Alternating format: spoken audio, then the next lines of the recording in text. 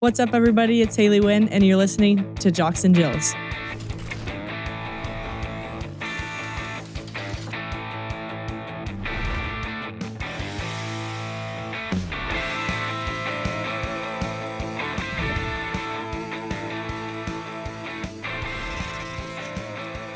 All right, welcome one, welcome all to a very spooky edition of Jocks and Jills. You're such a Halloween person. Julia bought those dangling candles off the internet, and she has a witch hat sitting above her head. Right before we started, she said, "You're such a nerd," and now I'm just a Halloween person. But whatever, pick your poison. This episode of Jocks and Jills, as always, is brought to you by our friends at Shark Ninja, and specifically today by the Shark Cordless Detect Pro. The Shark Cordless Detect Pro Auto Empty System features 4 deep cleaning technologies that detect and react to dirt. Always ready, always charged. I love that about it. I throw it on the charger and the Cordless Detect Pro automatically empties and charges well docked, so it's always ready for the next clean. That's no where more you got manual me. emptying after every clean. I hated cleaning. That's where you got me. Yes, It was my absolutely. nemesis. Do it It's yourself. so good. 100%. I put back on the charger and I just hear it do its thing. It's so nice. Yeah, And no also cord. it's good for your health too. 1,000 times less dust exposure versus traditional emptying. Amazing. Fine dust and debris gets sealed away after every clean. It goes in a little bucket, stays there for 30 days. It keeps smelling good. It's like the best thing I've got in my house. So thank I you was so gonna say, much. now to you got a Shark Ninja. house. You're loving that, aren't you? It's the best. And I Yeah. run it so many times a day. I've got 2 cats and a dog. So pet hair is very much a thing in our household. And Shark Ninja, Shark Beauty, Shark Home, and Ninja Kitchen, big help with all of our needs around the house. Proud founding partner of the PWHL and our presenting sponsor here at Jocks and Jills. Yes. How we doing, Tessa? Happy Halloween. Happy Friday. Halloween. Ooh. I'm good. Spooky. It's crazy because so the Blue Jays are coming back to Toronto for Game 6 of the World Series, a chance to lock in the trophy, and it's also Halloween. And there was a point last night where Ed and I were like, "Do you think we could trick them and do it the day before? You know, the kids, just everyone in the neighborhood, just buy into it." You know, just do it. I'm like, we could always do a trunk and treat, you know, where everyone just pulls their cars up. You go around and just tell our kids that that's it, and then buy tickets and go to the game. I feel like there's going to be a lot of that in and around Toronto. Yeah, Absolutely. I'm not into the trunk or treat. I'm very traditional Halloween. Like, come with your spooky costumes. I've got my big. Oh, yeah? It's my first time handing out candy, Tessa. As you can imagine, I'm taking it way too seriously. I've been buying candy for the last 3 weeks. Every time I go to the grocery store, I just get another box of the Is it big because you bars. keep eating it? No, I have it hidden in my house from Liam. Liam doesn't even know it's in the house right now. I bought what we love, the real fruit gummies. You know what those Yeah. are? Like, they're so Yep. good. So I My bought a neighbor box works of for that those. company. How She's the best. I don't You need know. to know that information I'll because I introduce you. dust so many bags of those. It's unreal. So I bought one Halloween candy box of the real fruit gummies. So honestly, it was like a portion control thing. I'm like, at least we won't be dusting a bag, so we can have these upstairs. And then everything else I put downstairs. And Liam's like, when are we going to buy Halloween candy? I'm like, oh, I don't know. I'll get to it at some point. Yeah. If he knows there's a chocolate stockpile downstairs, we're going to be in trouble. Yeah, we have 2 kids, so we take them both out trick or treating. And what I do is I just put a little table out right in front of our ring cam with a big bowl of candy. Yeah. And then I say, take 1 or 2, but leave some for everyone else. Cause I always expect there to be a kid to be like, yo, we're dusting this bowl. Absolutely. Totally. So what I do is I have, 1 year, when Annie was like so little, she was just a little baby, and Theo also was very teeny. Cause they're like only a year apart, but, I let him pick whatever Halloween decoration he wanted. And he picked this creepy doll. Do you see Okay. that? Why does it kind of look like him? Okay, kind of. Yeah, with the bowl cut. It's like zombie Theo. Yeah, but listen to this thing. It is, so you turn it on, and when it senses like movement or like jiggling, it starts singing this creepy song, and it rocks back and forth on this thing, and the eyes glow. Where did you get that? Walmart. And Theo and Annie think it's the funniest. They laugh at it. I'm like, this is the most terrifying toy that you. I know. And then last night we put this outside because I don't like to put it out. I think kids are going to steal it. Anyways, they turned it on, and Annie comes back in, and before bed she starts singing "Ring Around the I'm like, please stop singing. You're No, scared. you'd have to just lock the door and leave her. Read your own damn book. I can't deal with that. I was like, you guys, and we have a neighbor who's like 9 and he's like, Tessa, I don't like that thing. Don't put that out. I'm like, Hunter, I have to. Like, I'm sorry. It's actually Halloween, protecting dude. our house. Yeah. It's like a dog. It keeps everyone away. Except it's a little scary kid on a rocker. Yeah, he's just like, don't, please, not this year. I was like, bud, you're almost 10. Like, you got this. You can do it. If not, I'll so just good. drop your candy off. It's okay.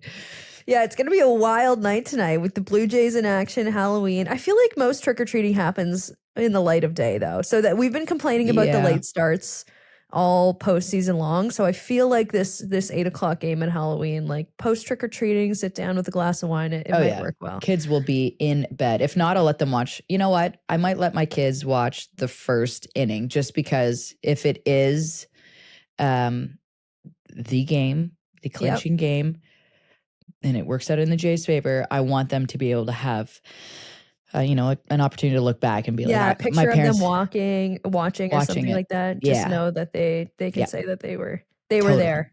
That's cool. Yeah. Got what are they being for Halloween? I'd love to know. Well, Annie is being Elsa for she's never been anything Naturally. else. Yeah.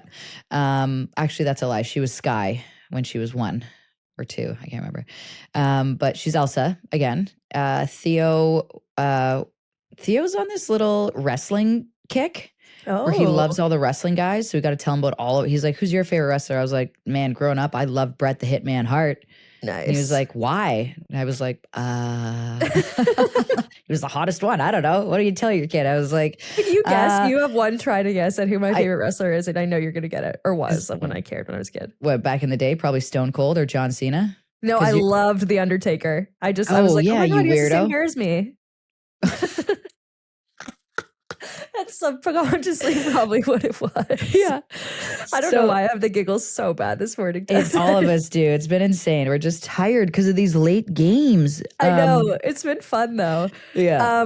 I was thinking about Jocks and Jill's costume ideas. It's morning on Friday when you all are listening to this. And if you're scrambling for a costume, I thought that Tessa on the ice after the Olympics, did you ever get pictures of people going as that in your jers with the beer in hand? I don't medal think around your so, neck and the but sunglasses. That's such a good costume. I did do a thing out east in Newfoundland, and it was a ball hockey thing with McDonald's and with Atomic, basically their Atomic hockey program. Nice. And when I showed up, the team had the glasses on with their jerseys, and they had little licorice as the cigars. I was like, this is cool. That's the coolest thing ever. Yeah, okay, if awesome. you are struggling to put your child in something, please dress them up as Tessa and send us a photo. I would really enjoy that. Anyway, short story long. Theo was going to be a dragon, and then he wanted to be John Cena. So we're scrambling trying to find a muscle suit for a kid. I forgot you told me about this because of the jean shorts. Yeah, with a bald cap, and he's very serious. I thought he would have let it go. He didn't.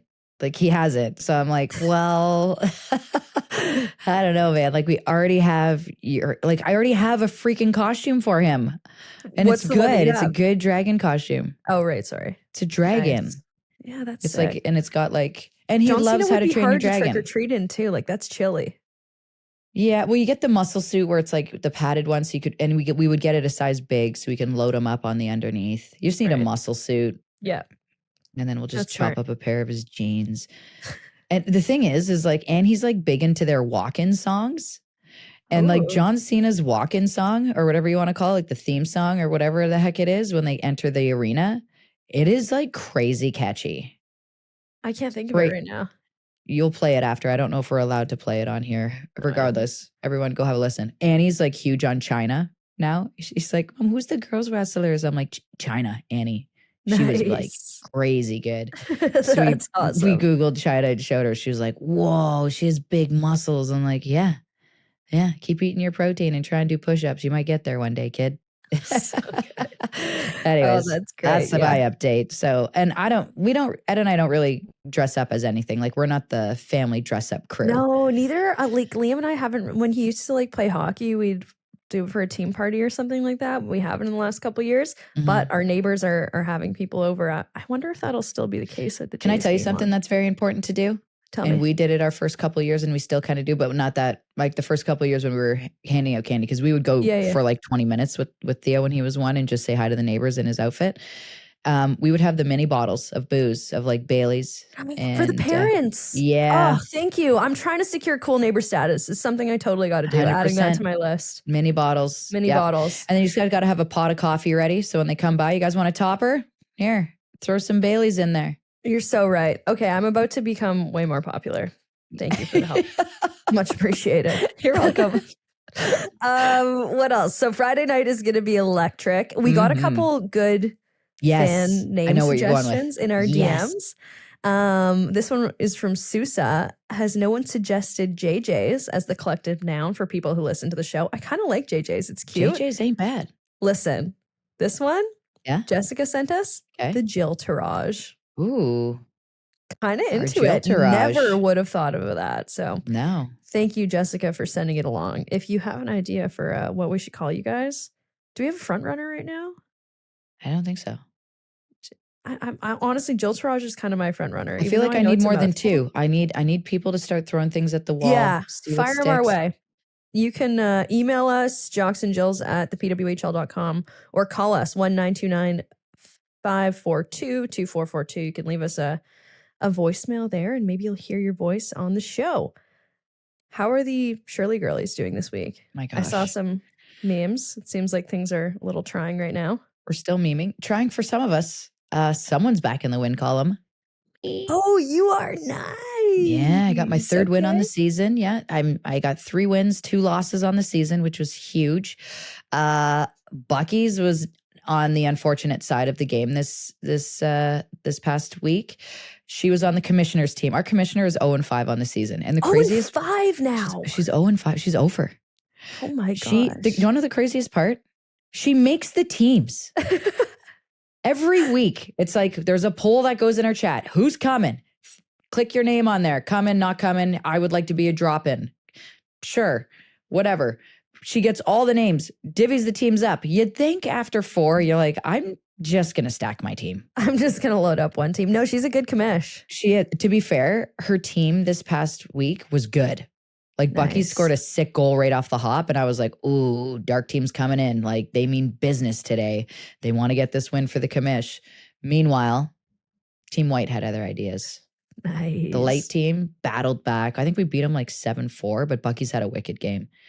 Nonetheless, I feel bad for our commish to the point where in the locker room after she tried to dish making the teams off to other people, we were like, no. I was going to say that. You dig yourself out of your own hole. Oh, that's tough. All right. Well, she'll be back at it soon. Yeah. Okay, we got a fun one today. We're going to preview the Ottawa Charge season, a couple news stories to get to. Let's kick it off with headlines. Okay, the Ottawa Charge. We will get to the most pressing story about the Ottawa Charge, their arena situation. Definitely will hammer on that at the end here, but we're going to talk about the hockey part to start here in a standard season preview. What a year last year for the Charge. Ups and downs, and they find their way to the Walter Cup final, like a game away from being champions. They have Gwen Phillips between the pipes to end the season. She gets playoff MVP. Fans are holding the Carla was right about everything sign. Like, what a crazy season. I know expansion expansion. The expansion draft and the draft changed a lot for Ottawa, but I think they still got a really exciting team this year. Totally. There's a lot of pieces that were put in place that were picked up. I feel like it's like every team. Every original 6 team, it's kind of nice because it allowed them to go back to the drawing board, and it feels like everybody's in a little bit of a rebuilding stage. So yeah. And we had the opportunity to catch up with Carla MacLeod earlier this week. Here's our chat with her. Okay, we're so excited to be joined by the one and only from Spruce Grove, Alberta. It is Coach Carla MacLeod. I was just about to say this before we started recording. My favorite moment, I think, from the finals.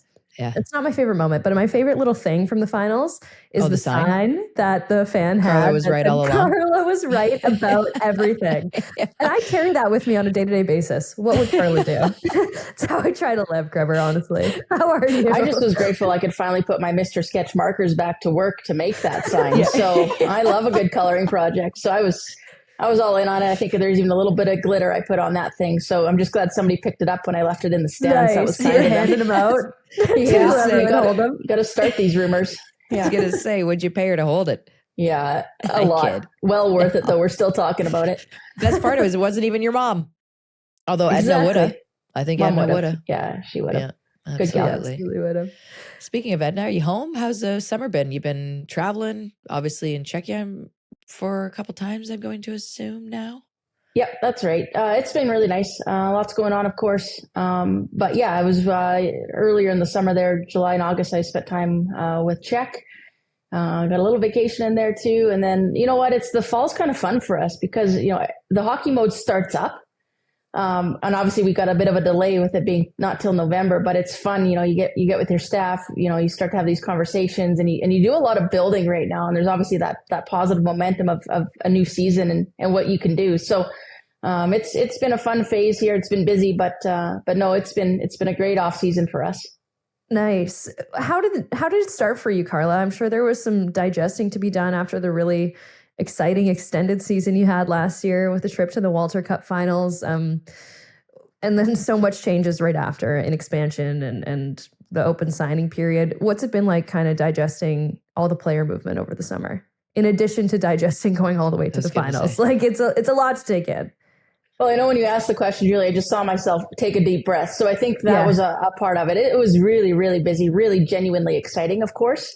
But to your point, there were just so many like variables back to back to back to back that, catching your breath was actually the first step. And really, we didn't get that chance until July. But so many positive pieces, so many incredible experiences. The expansion draft, you can look at it from 1,000 different angles, but at the end of the day, the growth of the game, the growth of our league, there's so much excitement around that. It creates new variables for us to navigate and be dynamic around, and then we hosted the draft. So to go back to Ottawa and sort of, we hadn't seen our fans since the season ended, to be honest, obviously losing to Minnesota in Minnesota. It was a quick sort of turnaround there. So get a chance to sort of re-engage our fans and feel their energy. You see them chant for Rory and chant for Sarah when they were in town when they were drafted. So there was just a lot.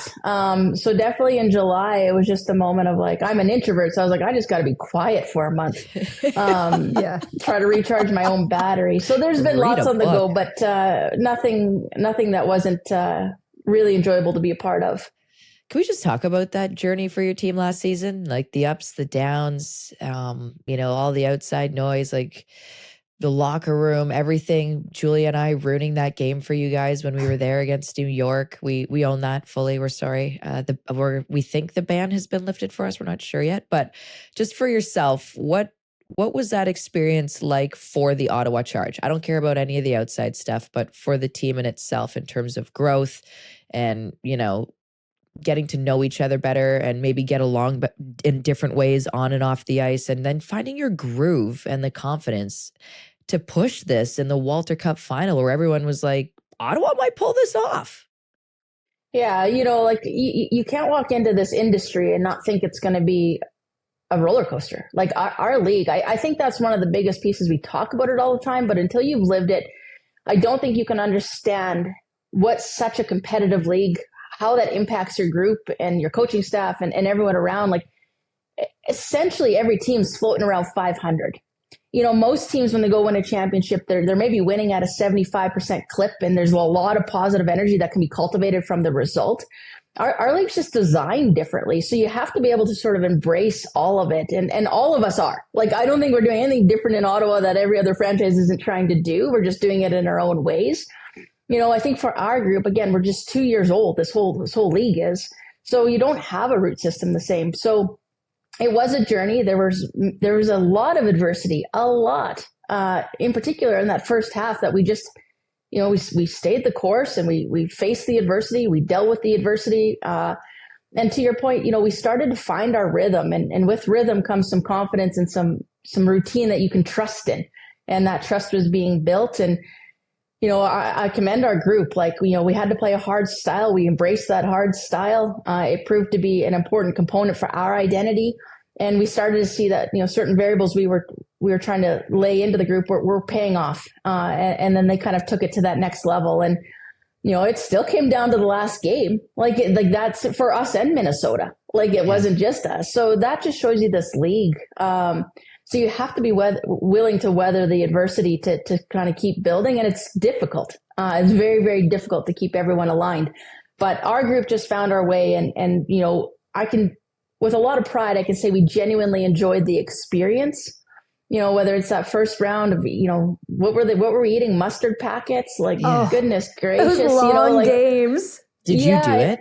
No. Just to be like, girls, don't worry, I carb load before that game. I was in a good spot. Nice. We still carb load. Yeah. Of course. So, but you know what? You just have these little moments and of course you wanted to win it. And of course we left everything on the ice and Minnesota, did the same. And at the end of the day, they were crowned champions again and they earned it. But we were really able to enjoy that process. And that was an important part for us. And in the wake of all that, I mentioned the player movement a little bit. So you're coming into this season with a pretty different looking group. I'd say most of your veteran leadership is still pretty intact, but around the edge is a very different group. How do you feel about it going into the season? I know it's hard to tell until you get everybody on the ice together, but what are your feelings looking at it on paper? Yeah, we're thrilled. Like we're thrilled with, our roster and, the group we've got to come into training camp. And to your point, there is a lot of change, but that's this league right now as you grow and everyone's experiencing it. So you just embrace it. And with that comes, new potential and a little bit of uncertainty, which is kind of exciting at this time of the year to figure out who are we, where are we going to go this year. And, but to your point, we've got a core group that's really, really, really motivated to get back at it and bring everyone into the fold. So, I think change is going to be inevitable here as we solidify this league and we get it to where we want it to be. And each franchise is doing the best they can with a lot of moving variables that we don't control. So at the end of the day, I've always been focused on that. Like, what do we know? What can we control? And how are we going to elevate that? So now we're really excited to get going for training camp and certainly look forward to the home opener. Yeah, you had control over who you got to pick in the draft. And first up was Rory Gilday, which was honestly, our set was right near where all the fans were. And that chanting was like the coolest thing. Like I got emotional. I was like, where are her parents? Like this is the coolest moment. You know what I mean? I can imagine even being her walking up on stage and hearing that. And I feel like for all the other teams, and kids there waiting to get drafted, they were probably like, holy smokes, this is the real deal. Like maybe I want to play in Ottawa. You know what I mean? But for Rory, we got to meet her. We are very impressed by her, by the way. What about her game and just her as a person impressed you the most to be like, that's the pick. That's the one we're going after? Yeah, I think, you saw the person in her capacity to manage that moment. To your point, like, you're getting shivers. I can only imagine her and her parents, as you said. So, I think for her to be able to navigate that moment with such elegance, to be honest, like just very intelligent, very mature, and just was able to hopefully remember the moment. She's got some video footage. If she can't, we can show it back to her. But, you just saw her ability to just sort of be in that moment and really manage it. So that was impressive. And I think that lends itself, and I don't know her well enough as a person. We've had conversations, certainly, and look forward to getting to know her even more. But that's sort of all the intel we had was just that maturity that she brings to a team and to the game and obviously to her life. As a player, like, gosh, you look at her standing up there next to Mike, our GM, and again, she's a towering gal. Yeah. You start to see that, and just knowing how our league is designed and the physical piece to it, and our rink, a bit tighter barn, you get excited to see sort of how she can transfer her game from a great collegiate career with Cornell into the pro ranks. But certainly, excited to have her in our group and looking forward to building her this year. Other draft picks from Russia, from Europe, new assistant coach behind the bench who Tessa and I both really like talking to at World Championships. Both excited to see Toivola back behind a PWHL bench. Who was doing the scouting for you in Europe, or did this just kind of come from your knowledge of the international game? No, we got a great group of real smart experts when it comes to the game from a scouting perspective that inform the draft and ultimately inform us as a coaching staff and Mike as our GM. And so that's a collective group of people that, we lean into. We don't have time as coaches. I would never pretend that that's a strength of mine either. I'm not a great scout. That's just not my tool set. So we lean on them quite a bit in our draft prep. So that lent itself to going in the direction that we did. with the draft. Obviously the coaching hire is a little bit different story. I have a lot of experience with Juuso and a lot of respect for who he is, but also what he's been able to do. And him and I have had a nice mutual respect over the last 4 world championships, recognizing one, we want to beat each other. But 2, we want to help each other to try to close that gap to North America. So, we're kind of working together, but in the most sort of honest rivalry, like a real respectful approach. So you never worked on the same team as him before? Like you've only coached against him and have... Yeah, I just stare him down. I just stare him down at world championships. Battles between you two. It's hilarious. I was like, what a hire. Right. And so, but when when circumstances shifted for him with the national team and we were looking to find an assistant coach within Ottawa, it was a pretty easy path to go down to see if there's any interest in any opportunity for that to come to be. And obviously it did. And we're genuinely excited. I think as this league continues to grow and more international players join, it's no different. More and more international coaches should also be joining. I just feel they see the game differently, and that's complementary. Totally. Yeah. The battles between Czech and Finland are about to get even more messy. Ottawa. Are you guys going to put any fun bets on the line? No, we are not, Tessa. No. Okay. Is that illegal? Sorry. I don't want to get you in trouble. I was just thinking maybe a couple hard laps after practice, just things like that. Push-ups maybe. I'll just keep him demoing drills. That'll be his punishment. Just have Juuso demo. That's the best. But as far we've talked to a ton of coaches and I'm totally interested in obviously the game and the teams and everything. Stuff's got shuffled. I'll call it Yahtzeed in a sense. Obviously teams still have somewhat of a core and whatnot, but for yourself, as far as team identity goes, you said your team bought into playing the hard style of hockey and how that helps you. Is that still the plan moving forward, sticking with that and finding the way, players you picked up can contribute?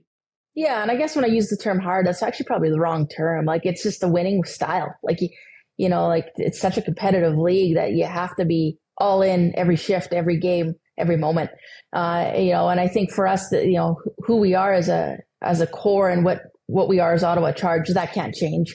It's just getting to it quicker this year and trying to implement it earlier on in the season, recognizing the value of those early games are just as intense as the value of the games at the end of the season. So, I think for us, and every coach is going to say it. I've heard the new Boston coach say it. Every coach says you want to be a hard team to play against. Of course, we all do. The end goal is the same for every franchise. That's the reality, because we all are. There's only so many teams here. We're all high end. We understand what it takes to win. That's not the difference. The difference is how do you go about it, and how quickly can you get your group in the same boat. I just think I think I'd be really arrogant to think we're going to be doing anything unique. I just think we're going to try to do the simple really well. That's going to be our mission. And just have the capacity to you need depth. I think that's one thing we've learned from Minnesota over 2 years is, they've been able to really maximize their depth, and their depth had impressive impact in the Walter Cup final. So, how do we better foster that into our group, and how do we make sure that we keep going about it? Man, you watch the Jays right now and you see what they're doing and what they're saying. It's no different. So, the ingredients are known to everyone. It's just how do you infuse them and when? Yeah. Yeah, it's true. We're excited. Actually, one thing that Ottawa does that is unique, I think you guys have the most engaged fan base. It's so unique what happens in Ottawa. The Red Scarf Union. It's the best. We get gifted stuff every time we go there, and every PWHL fan base is so good. But Ottawa, I find to be uniquely engaged and uniquely obsessed and uniquely informed as well. They are such good hockey fans in Ottawa. And very personable. I feel like we met and now know people personally. Thank you.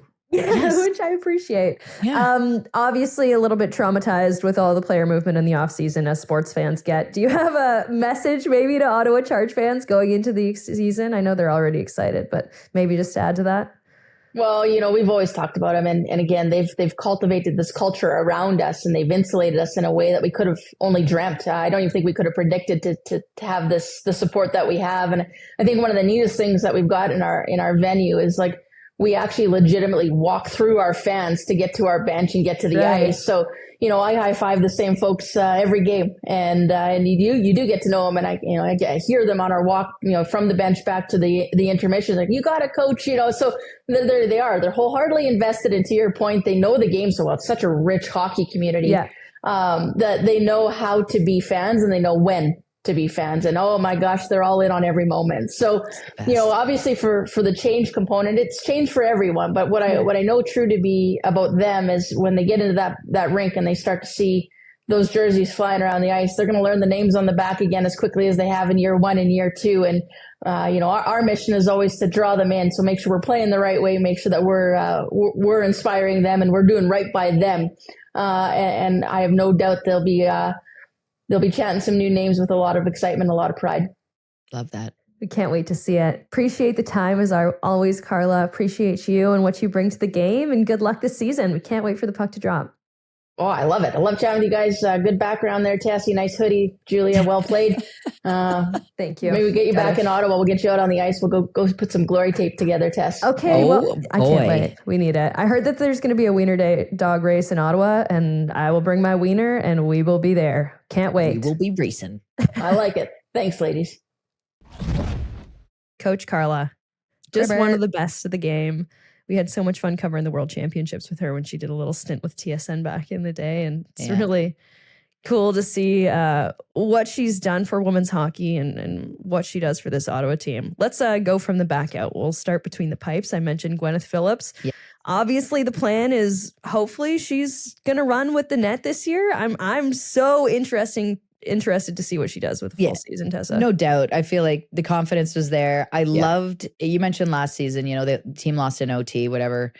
They were close. And I love the fact that even though they lost, the whole team was aware that Gwyneth Phillips was going to be winning playoff MVP. And they all stayed on the ice to cheer her on and to applaud her and to congratulate her after literally getting their hearts ripped out of their chest. That's so true. I kind of forgot about that. Honestly, maybe I blocked that moment out because we were kind of standing in that general vicinity. And it was Julia, you were on their bench. Remember, you were trying not to make eye contact with every single person. Yeah, it was so bad. I felt so bad, but everyone was so nice. Yeah, it was such a sad moment, but it was also a special moment because you could really feel how much that team cared about one another and how much they bought into what Carla was serving and what one another were serving as well. Yeah. They were really a family by the end of the year, and you felt that. I forgot that they didn't actually have to stay on the ice, but they all had heard that Gwyneth Phillips. Gwen would have just walked out herself, grabbed that thing, and went right back in the room, and the team was like, nah, we're celebrating this with you, kind of thing, which was really cool.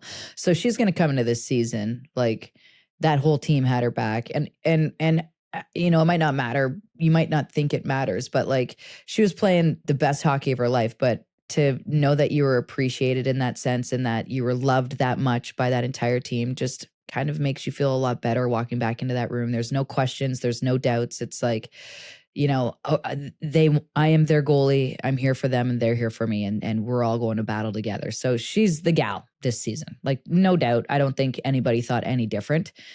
We're not, rewriting sports history or anything by telling everyone that Gwen's going to be the hands down starter, which is awesome. My thing is same with Emirates Smashmauer. You never know what's going to happen in a season, right? No one guessed that with Emirates last year. We were all saying Emirates is the starter. Emirates is the starter. They got a great backup in Gwyneth Phillips. Well, Gwen's a bona fide starter. Yeah, you can't predict what happens when she went down. So you always got to worry about your backup and the backup's backup, right? They got two good ones, I think. They got Logan Angers and they got Sani Ahola. Ahola's proven she can be a starter in the NCAA, St. Cloud, fantastic tendy. And she's played a lot of really tight and important games at the international level with Team Finland. So it's not like Sani Ahola's coming in here being who are these players? I haven't really faced them all that often. What are their tendencies? She's cool, bring it. Hey, what's up, Pooh? Seen you before. You know what I mean? Yeah, so there's nothing that could stun her. No. She's just comfortable and confident walking in. The only thing, and I'll touch on this as we go through with all of these teams for me, and I think this is going to be a huge difference maker, specifically with New York because they're in a massive rebuilding stage, but is after season 1 and even season 2 and talking with the ladies, and you've heard this too, Julia, is how's the body feeling after a season like that? And it's a massive adjustment. After season 1, the ladies were like, I have never felt like this. My body has never felt like this, like hardcore recovery. There's a lot that you plow through from the travel to the physicality of the games, to the length of the season, to then playoffs and how tough playoffs are in comparison to the regular season, right? So I feel like with even goaltenders and all of these young players that are coming in for these teams, that's going to be the massive adjustment. And it's going to be on the hands of not only the coaching staff and the trainers, but the vets. Take them under your wing. Hey, this is what I did in season 1 that didn't work. Come follow me. This works. You know what I mean? Yeah. Warm-ups, cool down, stretching, therapies, whatever. Days off, don't go run amok, you know? Go for a walk, get a rub down, take a sauna, whatever, stuff like that.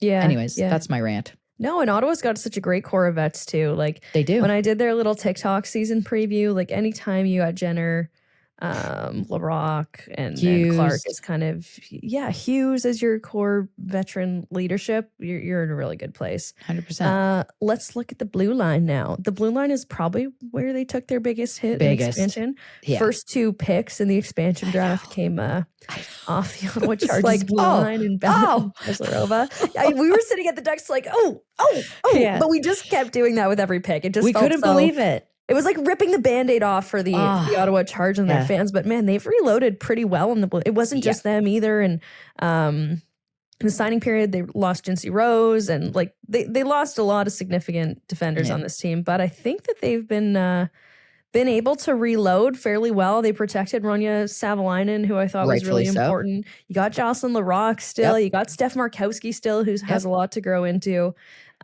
And like, holy draft picks. We just had Rory Gilday on the pod last episode. We've said so much about her, but awesome. I really think she's going to fill a big hole that exists on their blue line. I don't think this team fully understand. I think they know about Rory, obviously, because with the national priority, but I don't think they fully understand just how great of a person and a player they have. Like, you already just sitting down with Rory and getting to know her for that little bit, Julia, how much of a leader is this kid?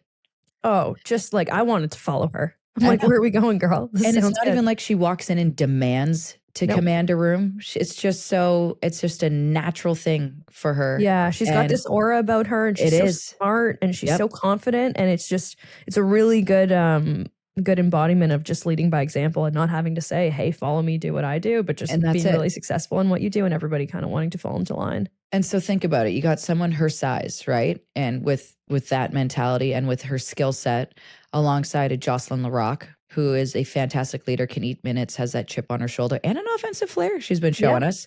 Then you got Ronya Savalainen as well, who I think is ready to just kick the doors down and have herself one hell of a season in the PWHL. I'm not going to lie. I think this is going to be a big year for Ronya. And then you just have, the steady Eddie, like solid defender who now understands what it is to play in this league and what it is to survive a season, and Steph Markowski. That's a solid top 4. Okay. So good. Yeah. Then I want to throw in Catherine or Kate, whichever she prefers to go by, Riley. This kid played in Quinnipiac. She's got a great offensive flair. So then there's, you got Ronya, who's got the offensive side as well, huge. And then just take the leash off of Catherine. Yeah, I didn't really think Kate of that. Riley I think go of them for as a rip. 100%. Then you got, there's your 2 D pairings with a solid stay-at-home D with a bit of an offensive flair. And you got another kid with the green light. Go. Just go. We need offense. That's what's been the problem with this team for a lot of time, is just generating all of those chances and goals when they really need them, right? And it's, as Minnesota showed us, it's nice to get it from the back end. Yeah. It makes things a heck of a lot easier when they do. Yeah. How would you categorize this decor? Like, is this a more stay-at-home decor? Like, how would you? I know it's hard to put. No, I think it's well balanced. I think it's well balanced. I think it's young, obviously, because, you've got your 3 vets in LaRock, Savalainen, and Markowski, but then also they picked up Brooke Hobson from New York as well, right? So there's players there that understand and know what it is to be a part of this league and play in it and survive the length and the physicality of it, but they also understand what it is to play a role. And so, if you've got a young kid who has an offensive flair, you don't want them thinking too much out there. You just want to take, and this is where Carla's great for that. You just want to say, hey, just go out there. I got you. Don't worry about it. You know what I mean? Yeah. So I think they've got a good balance with that here right now on their back end, which is good. Yeah. And so much is different up front too. They still have, I mentioned Brienne Jenner already. And as soon as you got your captain locked in and a character like that and a player like that and a person like that, especially with the way that she blew up in the second half of the season, like you got to think Jenner's set for a good year in the way that she's dialing up for the Olympics and how well she finished last season. Gabby Hughes, Anna Miexna, who finished last year. Wait, that's not how you say it. Meixna, yeah. It's like, say it with a Boston accent. Yeah, Meixna. and I always say it Miexna, and there's a reason why I forget what it was. But anyways, I knew it was wrong in my head as soon as I said it. Mrazova, who's like, I think set to blow up. Like she will. It's been like a slow incline. Yeah. But I think with and the injuries added responsibility, injuries as well. I think with the added responsibility, same with Rebecca Leslie, like local girl. I thought she had a good start last year in Ottawa, and still has a little bit more to give as well. I agree. And they added a whole bunch of new characters. You're bang on. I mean, Carla's mentioned that she wanted this team to be hard to play against, and I think this team's going to lead the way. This leadership group, all these players that you mentioned, I think they are going to lead the way because they get it. They understand just how important, how far playing like that can take you. But aside from that, they're actually going to have to like consistently produce. It can't be spotty. And it's going to be like any other team that I've said, your good players have to be on. They all can't be off. So like you said, Jenna, you expect to see her hit the ground running. So do I. And I want that. I want nothing more for this team than Jenner and for Jenner to be on and hot and going.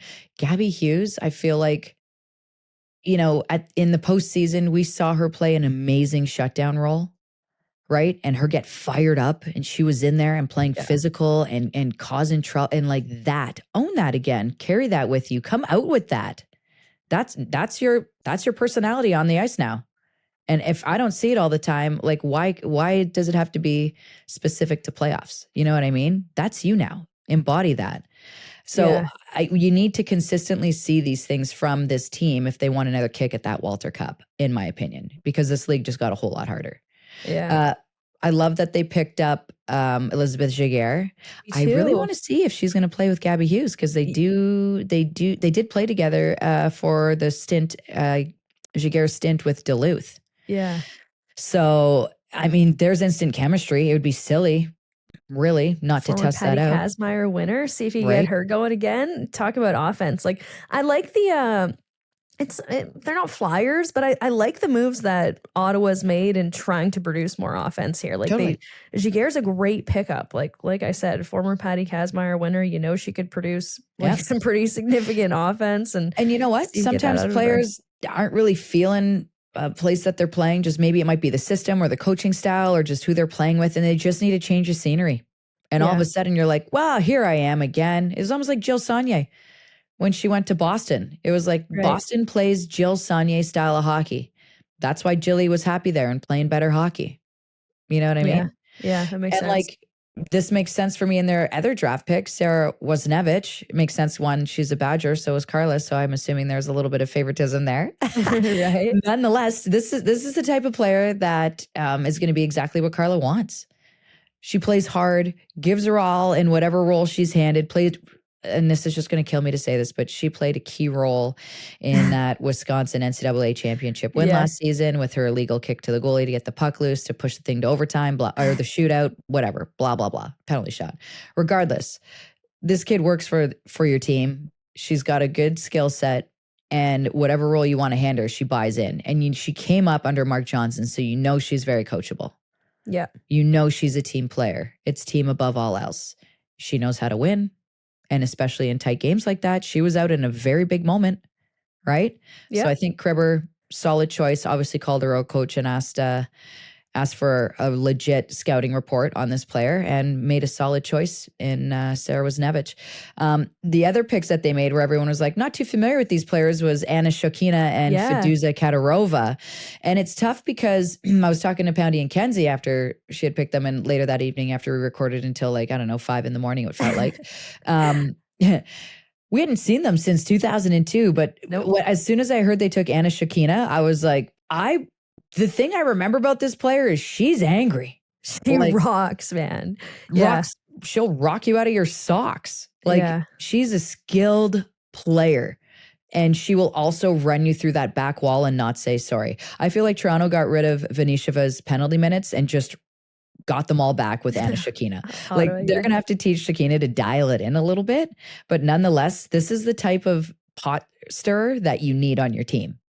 You know I think so too. Every team needs this. If you don't have this, then what do you do when you're like, if Ottawa comes out flat one game or they're just kind of not playing good, I'm walking down the bench and I'm tapping Shakina on the back. What are you going to do about it? And watch her hop the boards and feel bad for anyone who's out on that ice. Yeah. I love that. And if she wants to be if Carla wants to be hard to play against, definitely doesn't hurt to have that in the system. Yeah. And then with Feduza Katarova, I even called Poundy. I was like, am I remembering her correctly? Can you go through your notes from like way back? I was like, I remember being a real up and comer at the under 18s and she got a silky pair of mitts. And, we all agreed in chatting that, Katarova is going to be a delightful surprise in Ottawa for everybody. Nice. Yeah. Peyton Hemp was another one of their draft picks. Yep. She's like Sarah Wisniewicz. She's going to be a role player for Carla. And I think players like Peyton will thrive under Carla's leadership, to be honest. She's a good right shot. She can play both sides. This team's going to rely on players to buy into their style and play early and contribute to the mantra of being a hard team to play against. And I think this player will also contribute to that. So up front, I like what they did. I love how they finished last season because I think Jenner and them and Gabby Hughes and all those players are really going to carry that through. And these young players that they picked up, this is the beautiful part too, is that now these players that are being drafted have been watching this league for 2 seasons. Yeah. If you think they haven't been watching the games, you're insane. These kids know this league. They are very familiar with what's going on. And that's why they're so stoked when they get drafted to specific teams. And that's why they're so pumped when they hear their names chanted and stuff like that, because they want to be a game changer for these markets. They understand how much fun it is to play in this league and what it means. And they're finally getting a little taste of it. And they're going to want to stay there. They know it's competitive. They know the draft class that's coming next year is insane. So they better earn and own their spot this year to guarantee that they're still in the league next year. Do you know what I mean? And that goes across the board for everybody. Yep, 100%. Speaking of holding your place, the Ottawa Charge, runners up to the Walter Cup last season. How do we see them faring this year? Do we see them getting to the postseason? It's going to be a battle this year. We haven't heard official rules or regs on what the postseason is going to look like yet. We don't know officially if it's going to remain 4 teams or if they're going to expand that to 6 teams. Obviously, that changes the landscape pretty significantly. If we're talking about whether or not they make the playoffs. But theoretically, what do we think here? Like, I have a hard time seeing them. I have a hard time with the idea of them missing, to be honest, based on like the magic they put together last season. And I don't know, this just feels like a scrappy team. Like, I like it. And I think I'm going with, it's just going to be tough because we're going to do all 8 season previews and I'm going to say like all 8 teams. I could see them making the playoffs. So that's a little bit cowardly of me. And I don't want to do that. But I can't start with Ottawa and kick them out of the postseason immediately. It just doesn't seem right. No, I think there's nothing wrong with being a realist in things where I feel like the stars are really going to have to align this year for them. Yeah.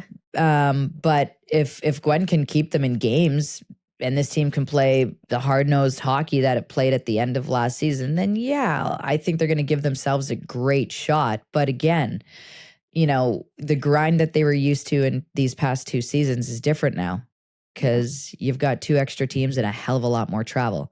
And traveling from Ottawa, by the way, Ottawa's got the worst travel of any team in the league. They've got the toughest travel out of every team. So take that into account. Ottawa or Minnesota, you think? Ottawa's got a way tougher travel. Oh, yeah? What makes it so bad? Because they've got to, anywhere they go, they have to fly, or they're flying to Toronto first and then out, or flying to Montreal and then out, and they're on a bus to and from Toronto and Montreal. Yeah. So does add a lot. Yeah. And that's true, Tess. Like, the girls have talked a lot about, you were mentioning it, like how much of a grind the first couple seasons have been and what an adjustment it was. It's going to be another adjustment period this year as we fold those West Coast teams into the mix. So Throw on the Normatex on the plane, lady. Yeah. Gonna be a grind. Coaching. Carla mentioned it and we talked about it in her interview, but she seemed really excited about adding Juuso Toivola, and we're excited too to see him in a PWHL rank. They're gonna work so well together. I'm actually excited about this. I think it's fun. And I mean, all of the coaching, the importance of coaching, I think in this year is about making sure that the players want to give their all for you. And I think after losing last year in the finals, Carla's going to want to give her all to the players and vice versa. I don't know what was said afterwards in that locker room, but I can assume something that like they're proud of each other. They're going to fight for each other, whoever's left in that locker room, and they're going to get back to where they were. That was probably the conversation. They all need to understand as well their role. And you got to make sure that they buy into it and they want to buy into it for you. I mean, if they can communicate early and set a standard early and hold them to that, kind of like kids when you set boundaries, don't ever be lenient. Hold this team to what they were in the playoffs, I think, because they can play that for a season. And then when playoffs come, demand that they step that up again. And I think this team can be great. But again, it's just a matter of managing the season, managing injuries, managing the travel, all this stuff. So, but I think they got the coaching staff to do it. Yeah. Okay, so that's our update on the hockey side. Ottawa, a lot of changes this offseason, but still a lot to be optimistic about. Let's talk about, I don't even know what to say about this. Jackie, get the bleep ready. What the Ottawa? Like, what is going on in the city of Ottawa right now with their arena? Like, this is such a successful team. All we do every time we go to Ottawa and every time we hop on this podcast is talk about what an amazing fan base Ottawa has, how dedicated their fan base is, how they get fans out in droves on the weekdays, on weekends, the support they got during the postseason with the way fans traveled, the way that like the city seemed so, I think that's what's throwing me about this whole thing is how performative the city's support seems right now with, we'll name the street Charge Way for the playoffs, and the mayor will throw on a Charge jersey when it's beneficial to them. But now the PWHL is being totally blindsided in this reduced capacity that just doesn't work for the league financially. It doesn't. It's the craziest. Look, I just laughed at first out of frustration when I heard this, okay? Because, and Amy, I want to quote actually Amy Shear. Yeah, and applaud Jamie. I just put their names Jana together. and Amy. I gave them a couple names. You did. Amy and Jana, who had our operations, like our business operations and our hockey operations respectively. We have to leave that in. It's actually the funniest it's amazing. thing ever. Can't wait to text them after this. They did such an excellent job at Ottawa City Hall in the past week of expressing the league's frustration and fans' disappointments and the league's disappointments and everyone's disappointment and how much the city seems to have tried to pull the wool over the eyes of the league. Well, I love that Amy was like, we got to set the record straight here because I don't think the league wants anyone to think that they're just complaining to complain. They were continually asked to back the expansion by the mayor and OSCG, okay? Yeah. They did. But they said, we'll talk about capacity at a later date and never, ever brought them in to discuss capacity and then fed them a final proposal. Yeah, I'm going to read Jana's quote from this. All the while, OSEG continually told us there would be a proper time to discuss arena capacity.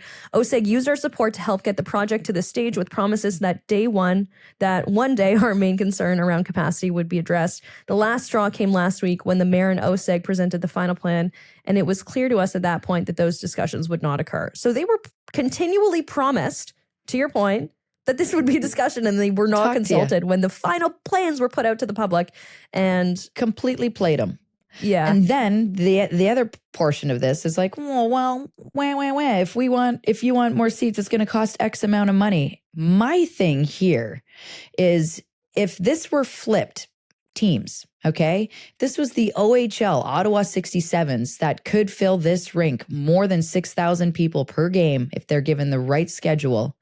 There would be no questions asked about cost, to have all of those seats put in there, and this wouldn't even be a discussion. It is insane to me that we are sitting here in 2025 and a female team is outperforming a male team on attendance and are being punished for it. It makes no sense. No sense. I Never loved has Amy's a rink quote been about it, built. too. Yeah. Never has a rink been purposely built lesser for a team. That is the opposite of a good business move. And That is here we are. ridiculous. And I love that Amy said, in the most cruel twist of fate, we sit here today seeing the absolute reverse, where a stadium or an arena is being built that is too small for women, yet perfect for men. The rink needs to be this size. This is a team that your community has rallied behind and said to you, by purchasing these tickets and coming in and night out, whether it's weekdays or on a weekend, to support them. They love this team. There is room for growth here. They have only been around for 2 years, and they are already outperforming a male junior hockey team. What is this saying about your community? They love this team and they want it there. And you're saying, meh. Yeah. Yeah. What? Amy's, another quote from Amy, we trusted the mayor, we trusted OSEG, yet not once were we contacted to speak about the capacity. It's completely unacceptable. And there's this element of gaslighting that is so crappy to me. And it feels like it's something that only a women's sports league and only women would be suggested to. That's my point. If this was a men's team, no one would be talking about more seats. We need more seats because it would be addressed properly. Yeah. The fact that it is a women's team that is housed here and they need more seats and it's being neglected. The Red Scarf Army, I love this post. I gotta read this Red Scarf Union. I apologize. I presented today at City Finance Committee. I also watched Amy Shear and Jana Hefford, the two PWHL VPs, present. They made important points. The smaller arena will cut so much into the team's revenues and the team cannot afford to play there, that they have asked for over a year to talk about the seating capacity with OSEG and the city, but were shut out. And they really want to stay in Ottawa at Lansdowne in the heart of the city, but not with fewer seats. Honestly, the mayor and some councillors were disrespectful and adversarial with the PWHL. It was embarrassing. I presented on why the fans want 8,000 plus seats, and I talked about how council has a constitutional duty to use public funds to treat women's sports teams and fans equally. Shutting the Charge out is discriminatory. The committee meeting is on YouTube. Go watch it. I'm going to call on not only every hockey fan in the Ottawa region, I'm calling on every hockey fan that loves this league and cheers for a team or a player in the PWHL. Any parent that has a daughter that you think might want to play in this league or has a dream of potentially playing in this league, go watch this and let's start making noise. This is unacceptable. Women do not deserve to be treated this way, nor does this team, nor does this league. They've done nothing but great things for the sporting environment and the sporting community, especially the hockey one. So Absolutely. Let's be great for this team and let's be great for this league, everyone. And let's let them know this is not the way things are going to go. I understand there's like a housing place that wants to go around it, but that is fine. Everything can be adapted and changed to what this team and this market deserves. Because this market, Julia, we love nothing more than going there. We've been banned and we still love them. Okay? We love them so much. You guys deserve so much better than this. You're such good hockey fans. You've shown up so hard for this team, and to be completely ignored by the city like this is completely unacceptable. So use your voices. I know that I was kind of reading through the transcripts last night, and I know one counselor was kind of saying, the league is coming in when this deal is almost done, trying to sabotage it. Feels more to me like the city tried to drop the plans so late that the league wouldn't have a chance to change anything, but be as loud as you possibly can right now so that the city of Ottawa has no choice but to listen. Mm-hmm. I don't know. Should we take a few calming breaths after that? Like, I'm actually so Should we pissed. take a deep breath and go for a walk? So My pissed. gosh. Okay. Deep breaths because we have a very, very good segment incoming. Yeah. And scene. Okay, if you're feeling upset about the Ottawa Charge situation and what's going on there, I don't blame you. This is probably the only thing that could talk you down right now. Yeah. This is a new segment this season. We are so excited about it. Courtney Kennedy is one of the best guests that we've ever had on this podcast. She's one of the best hockey coaches and best hockey minds and most hilarious characters that I've ever come across in my entire life. Yeah. Tess, like, you headed this. Like, we knew we needed to have Court on the show a little bit more, like in more than just a guest capacity. Like, we needed her to be a regular caller. You know why? Because we like this podcast to be like you're sitting down and having a beer with us and just shooting the breeze about hockey. Yeah. And there is nothing more enjoyable than having a beer with Courtney and shooting the breeze, talking hockey. And it doesn't matter what time of day it is either. No, it doesn't matter. It does not matter. You know why? Because Courtney Kennedy is a team player. And at the beginning of this interview, you will see the panic in her eyes when she felt like she was leaving me hanging. That's why we love her. So here it is, everybody. Courtney's Corner. All right, everybody. She's back. One of our favorites. It's Courtney Kennedy here for Courtney's Corner on Jocks and Jills. As like Tessa cracks a sober Carpenter. I had no idea. Are you serious? It's non-alcoholic. She just wanted to get delicious, you going, honestly, this morning. Yeah. I have a glass of water. I was like, come on. I didn't know. Nobody told me. Nobody told me. I would have. Yeah. That's honestly the exact response you were hoping for. Shout out to our friend, the sober Carpenter.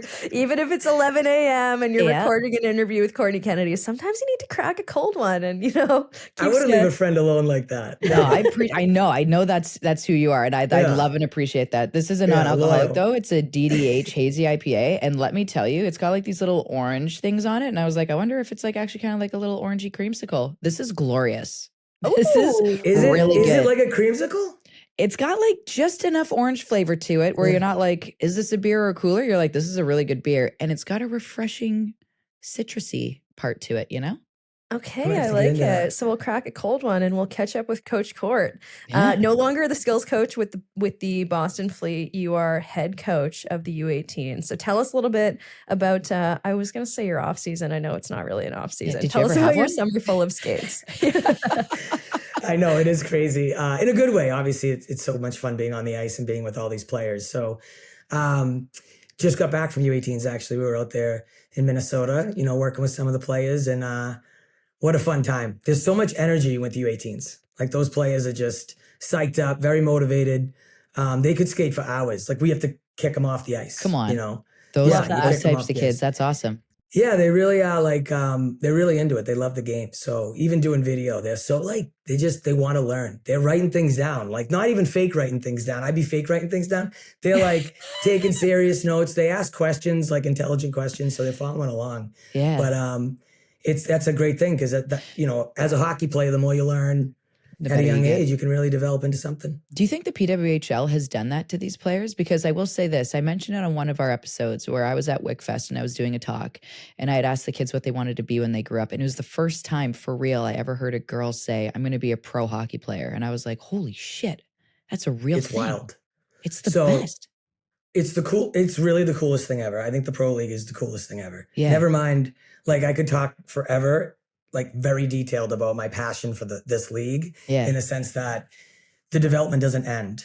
So like a lot of times after college, if you're not in the select top 20, 40 pool for USA, Canada, your own country, it's like, that's it, right? So now you can go to pros and continue to develop. And in my opinion, I see certain college players that might not have as much notoriety as others. You really see their game pop because of their physical size and their ability to possess a puck under pressure. They can make plays because then they can look. And so when I'm talking to the U18s even, I don't necessarily reference Olympics next. I used to do that. It's like, this is your stepping stone. Now it's like, all the things we're chatting about here, let's remember, let's store them. Let's use them in college. Let's use them in pro, you know? And so there's such a different amount of years to add more development before your fate is decided. Right. Your career is decided as a hockey player. And I feel like too now with centralization essentially being removed, if it's impossible to look away from you in the PWHL, you're almost guaranteeing yourself a crack at an Olympic lineup or a world championship lineup, right? Because where else are you competing against the best? It's here. So if you prove yourself in the league, it's like, so are these players, asking more about physical play and how to be more dominant in that aspect and on a legal side? Because I feel like in the NCAA, they're kind of getting a little bit more lenient on it just because of what the PW is allowing. Sounds a lot like the players, they're ready for it. They want it because they watch the games. Yeah. They're watching all the games. They know the players. They want to mimic that style. And I want them to be able to mimic that style. Or else I feel like there's this like, why not? It's not like we're asking for open ice hitting. I just want physical play on the walls. So these players have to learn how to protect pucks and play and develop like even like muscle to know to like push back and protect so you're not squashed against the boards, right? Like if you're waiting to develop that like to junior year in college, that's fine. But I just think we're missing other pieces to this game. Because if you can teach them to be playing physical, let's say, you know, right away in college. So NCAA lightens it up a little bit and we're physical. I think these players now can be looking over their shoulder trying to make plays while the physicality is happening. Right. You know what I mean? Because right now you see defensemen go to retrieve a puck in the pro league. That's the first time they're going in to retrieve a puck knowing that they could get blown through the back. Yeah. Yeah. That's a whole nother skill set. Well, the other thing too is like learning to have the physicality help you make a play. So like just because someone's going to come and hit you, you can counter hit, remove that player from a space and make a play. Right? So you want to be able to work those. And I feel like it'd be really cool to see in the women's game. I feel like we're being held back. If we don't allow that in the NCAA, I feel like we're not allowing these athletes to develop to the highest potential that they can be.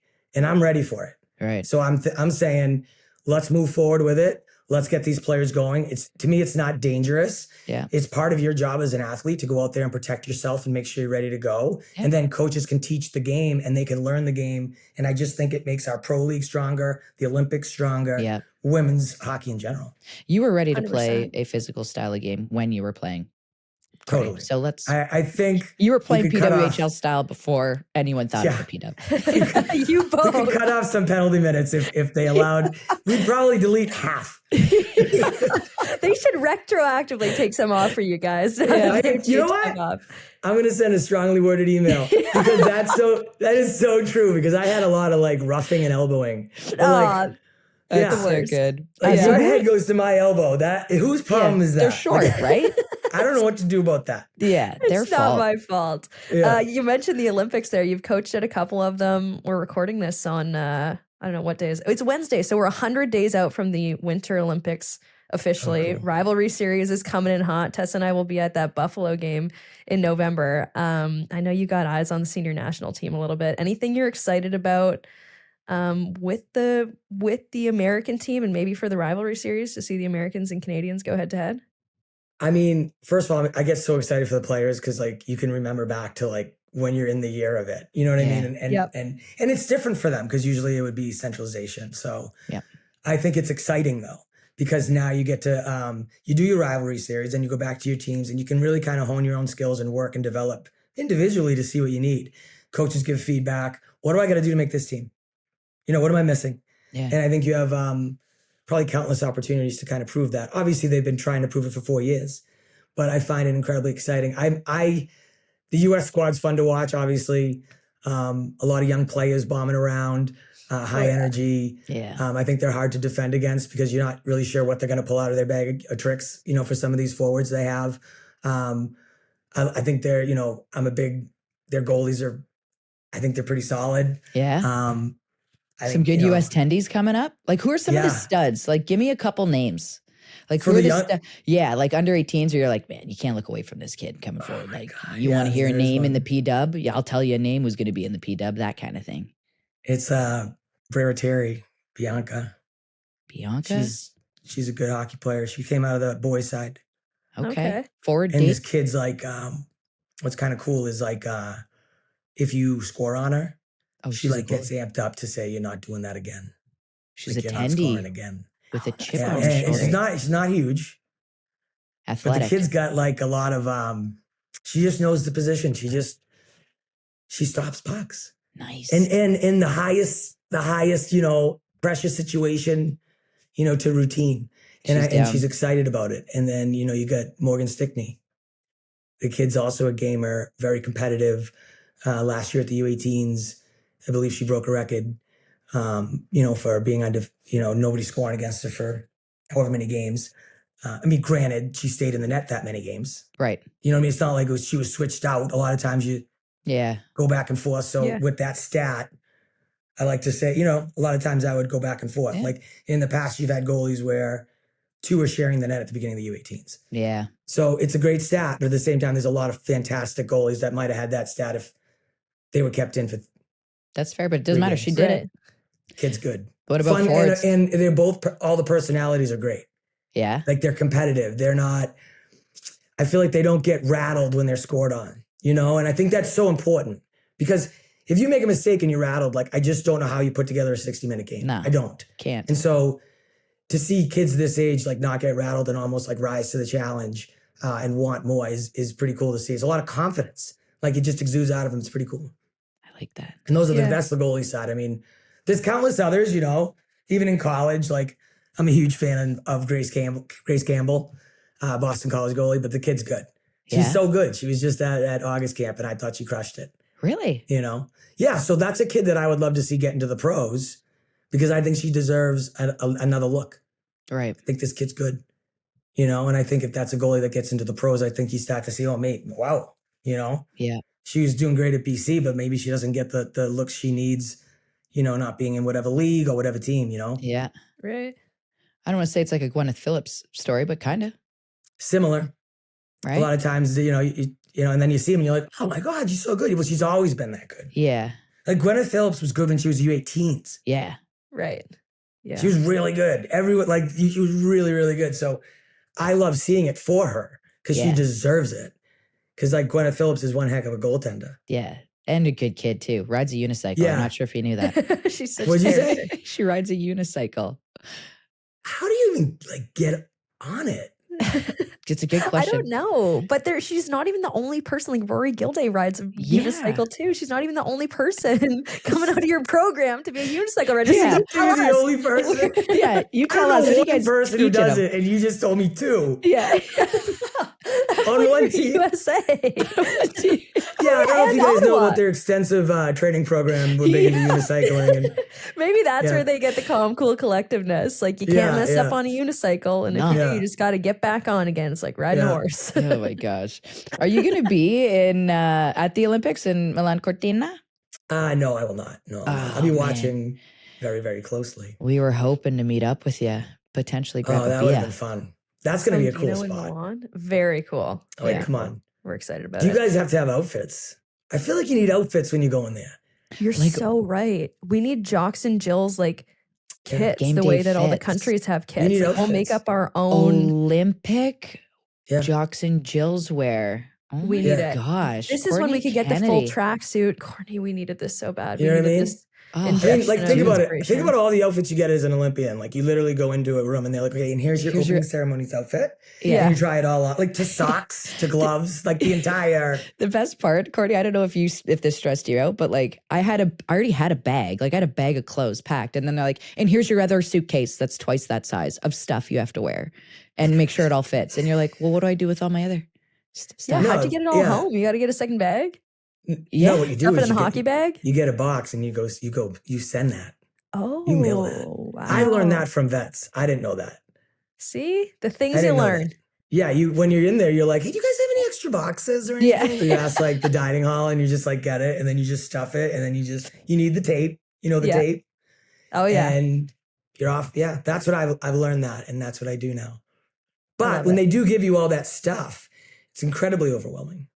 Yeah, it is. I don't know what to do with all of it. The craziest part is you get shoes or boots. I don't know if we got boots to wear for opening and closing ceremonies and podium, which there's no podium for us. Different boots for each? No podium. So what are you doing with all these shoes? And the craziest thing is somehow I still have all of them. My mom dropped off a bin and I'm like, why do I still have these? Because you can't get rid of them. Because they're from the Olympics. You can't. I wore them one time. Once. Because I wore them to opening ceremonies. And they hurt. And then that was that. Did they hurt? Mine did.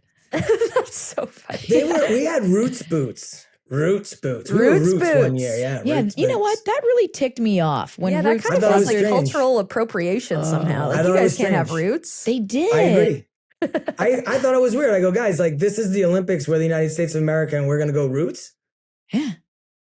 I don't know. The polo stuff is really good. Very fitting. Polo's yes. great. But and Roots, I'm great I'm product. big. Like I think a polo t-shirt's a really nice soft fit. Like I'm a big fan. So in 22, I was like, this is great.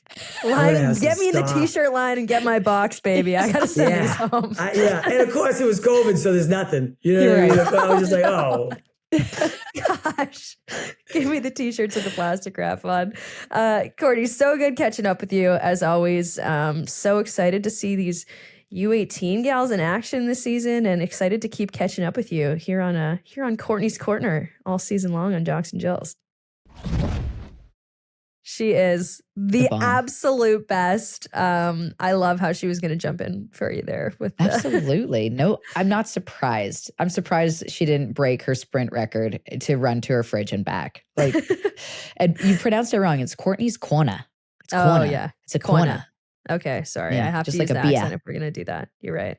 Yeah. Thank We're you gonna so have much, her back. She's Coach the best. Court. We're going to... And Julia, I think if people want us to ask Courtney questions as well, email, call in. Like we want to give the people what the people want, and you're our people. Tell us what you want. We will totally get that for you. We're going to be continually talking to her about the league and development, and what players can do in their training and game to ensure they give themselves the best opportunity to potentially become a PWHL player in the future. And we're just going to have laughs because it's Courtney, and that's what she does best, is make people laugh. And she's the best. So thanks so much, Courtney Kennedy, everybody on Courtney's Corner. Another guest. We got like a parade of guests on this electric Friday where the Jays are playing in Game 6 of the World Series, and it's Halloween, and we've got Courtney Kennedy and Karissa Donkin, who I always love to see around the rink and at PWHL events. Like, she's such an amazing advocate for the game. I love her writing too. And I love seeing her on CBC's Hockey North. And I was so excited when she sent us each advanced copies of Breakaway, her book. It's right behind us. It's such a comprehensive history on not only the PWHL, but the leagues before the PWHL and kind of exactly how it came to fruition. So here's our chat with her.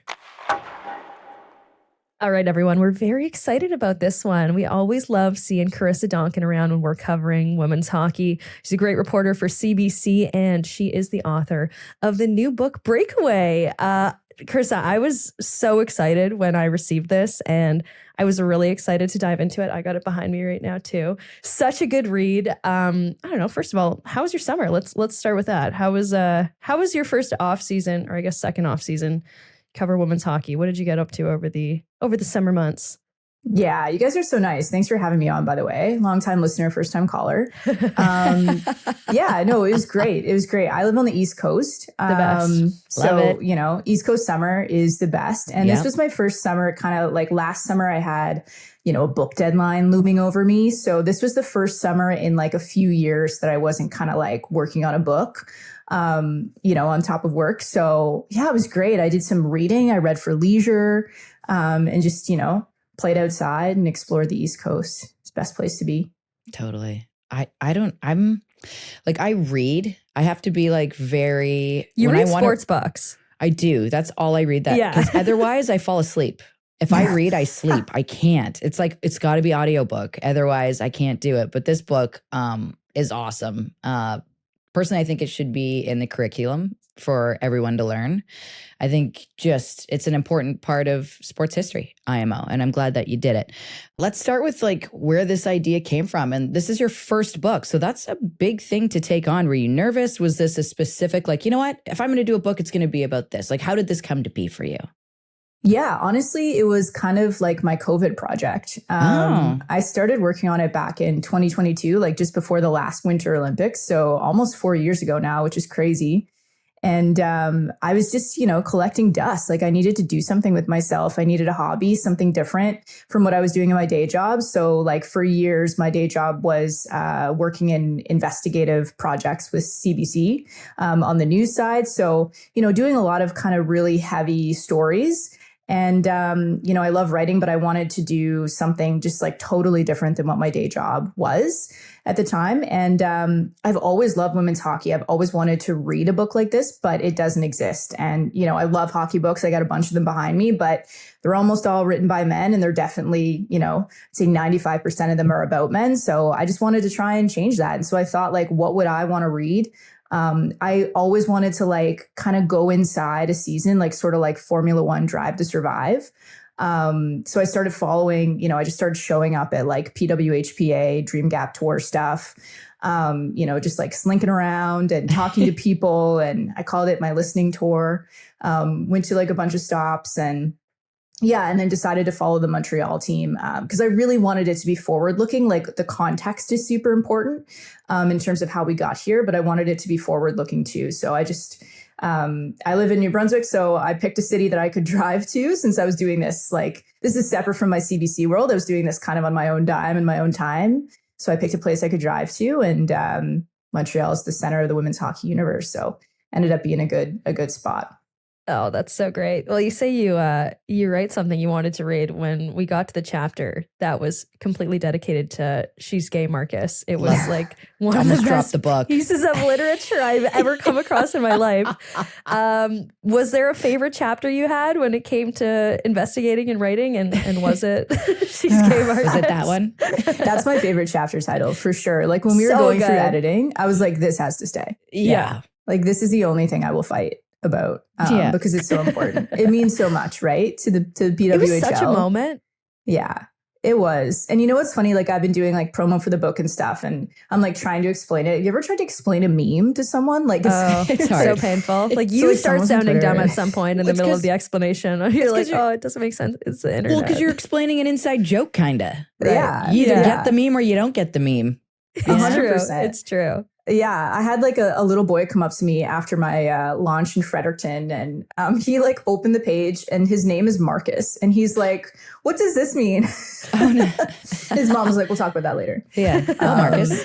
So yeah, that was probably my favorite one, just because like just talking about like how the PWHL is different and the contrast with the NHL at the time. Like to me, that was one of the really important themes I wanted to have in the book. Like part of this was like, yeah, let's take people inside the PWHL, but I also wanted to introduce people to some of the like really amazing athletes and the different stories that they have, and so it was a great chance to talk about like what Erin Ambrose has done in terms of her advocacy for the LGBTQ community.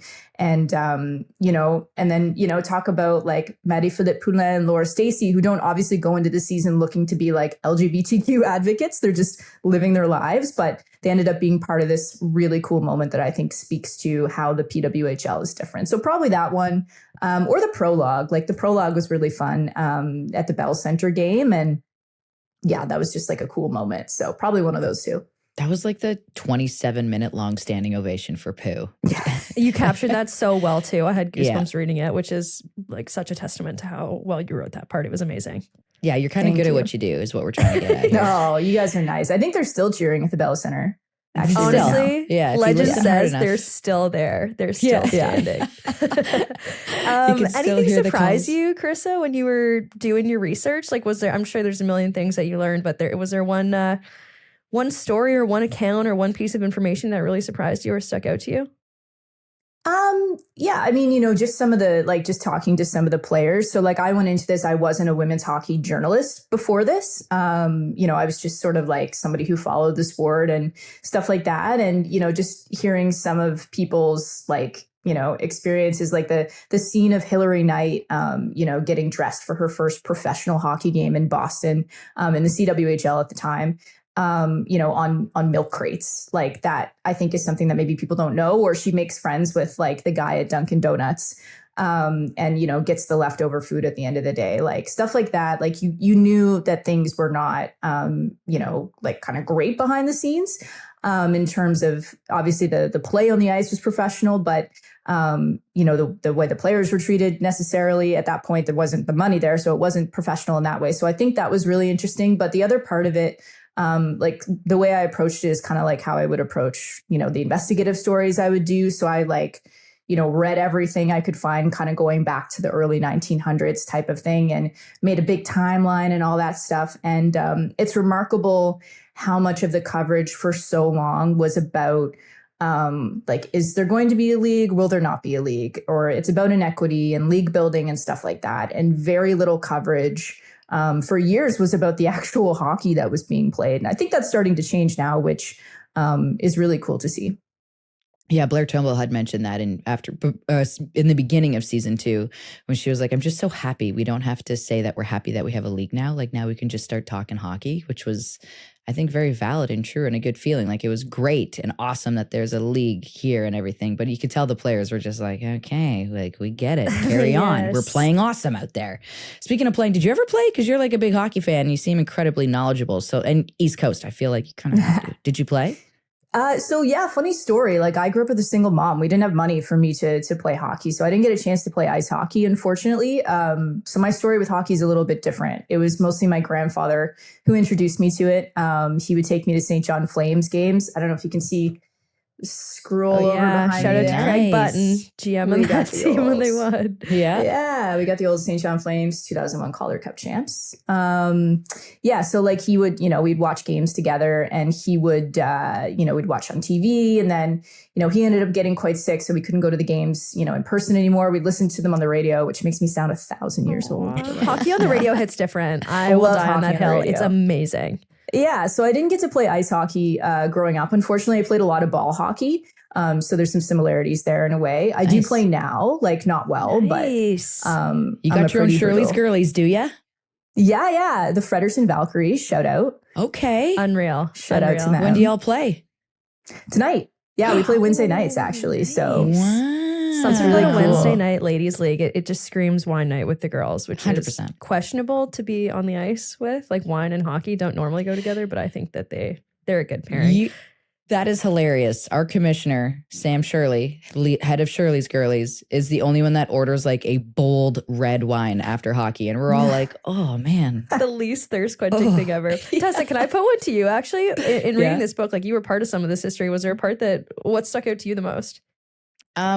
So I played in the CWHL, right? Yeah. I watched and I had friends play in the NWHL. And I remember when the NWHL dismantled, because I was coming up on like, I got to play somewhere. Right. Yeah. And the part was Sammy. And I play hockey with Sammy on Tuesday nights with my Shirley Girlies. And just the way, I like that you gave Sammy her flowers in a sense and was able to tell that story about like, holy shit, what are we doing here? And we got to do something. We need the C-Dub. And that gave us a home and a space and a place. And we're so thankful for it. I know it was a massive, scary thing when the C-Dub dismantled. And like, even I was fighting my thoughts and my heart and everything. And it was just like, I just got to trust and buy into what's going on here.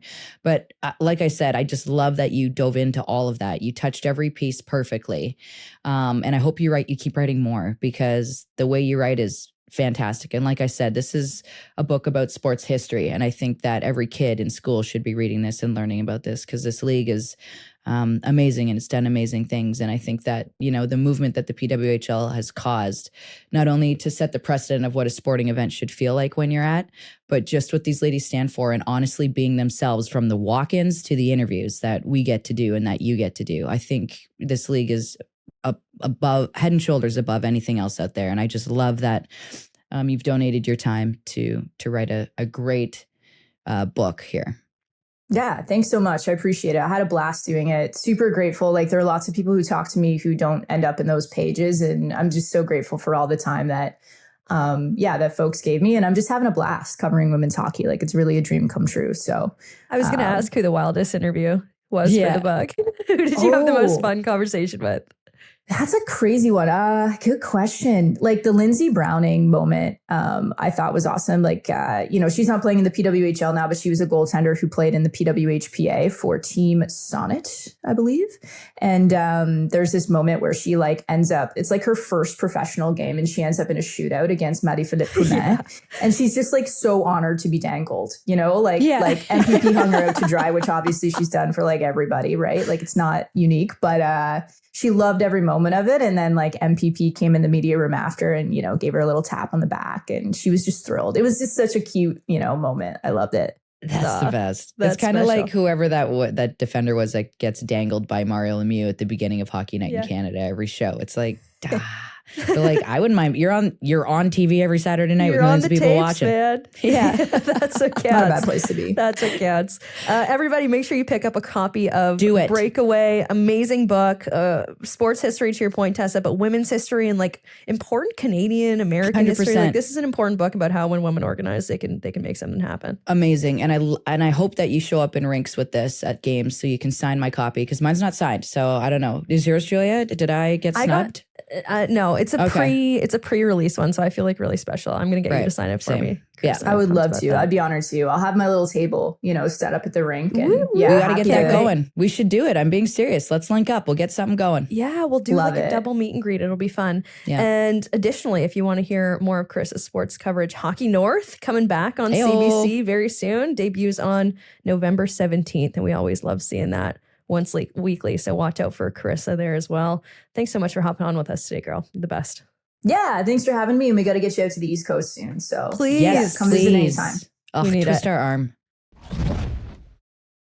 Sammy Jo Small is a hockey legend, and I'm so glad at how much she was featured in that book. I was glad you pointed that out too, Tess. That was really special. Yeah, Sammy deserves her flowers. I mean, everybody does. And I feel like I got to throw this out there too, because every time Buckles comes out and plays with the Shirley Girlies, she's obviously almost half the age of all of us that play Buckies. Yeah. And I don't even know if she understands like the pioneers that she's playing with, because a lot of the players that we play with on Tuesday nights played in these different iterations and made sure that there were games to be played for all the girls that were trying out for the Olympics. Yeah. They were teachers that would, take their vacation to come on road trips to go to these cities and play. They're lawyers, they're girls that have professional jobs, firefighters, everything, that would sacrifice their vacation and time with their families and significant others to ensure a place to play for all of us who are training for the Olympic Games, which to me, those are the ones that we thank. Sammy and all the players that did that, all the girlies that I still play with, and all the ones all across North America that did that, because without them, I don't even think we would have this either. No, truly. No. We wouldn't be sitting here. We wouldn't be looking forward to PWHL games on November 21st. So you were right when you said it should be curriculum reading. Like, absolutely. Honestly, specifically in Canada, I think it's a really big part of our country and 100%. kind of fabric of our history. So congratulations, Karissa, on the launch of the book, and make sure everyone picks it up wherever you can get a copy. Now, time for one more interview, and this is our big interview of the day, and it's brought to you by Sober Carpenter, the official non-alcoholic beer of the PWHL, brewed for those who love beer without the hangover, and for Tessa, who wants to drink one at 10 a.m. with Courtney Kennedy sometimes, which is totally reasonable. Hayley Winn, first of all, I'm so excited to see her in the league. She was actually a very sick juggler as well. Like you and her might have had the most rallies, aside from you and Amy. Amy, yeah, again, Amy Scher. Is it a rally? Like I just kind of went for that. I don't know if I like that you did that, but no, I think it was just passing. We'll call it a rally. Sure. I can't talk today, and I'm giggling so much. Like, I don't know what's wrong with me. It's like a juggling routine. We're all so tired because the Blue Jays make us stay up too late. That is why. We're not getting enough sleep, but that's okay. And the weather's changing and everyone gets weird and wonky. Oh, yeah. It's daylight savings this weekend. Yeah, I know. Shh, don't remind me. Don't remind me. Sorry. It sucks with kids even more. And especially if anyone out there has like a younger How toddler. Would you explain that to a kid? Of all the things you have to explain on a day-to-day basis, now you got to be like, oh, and suddenly it's 8 o'clock, but now it's 7. That's terrible. I honestly empathize with that. They don't even understand. It just ruins their sleep and makes them cranky and all weird. And it throws your schedule off. Oh, sorry. That's terrible. Okay. Anyways, Hayley Winn, amazing juggler. Great. She had a great routine going, her and I. Also a musician of sorts, if you will. Yeah. So I appreciate Hayley Winn, by the way. She sneaky undercover is one of my favorite defenders. So enjoy this interview. Here she is, everybody. Hayley Winn of the Boston Fleet.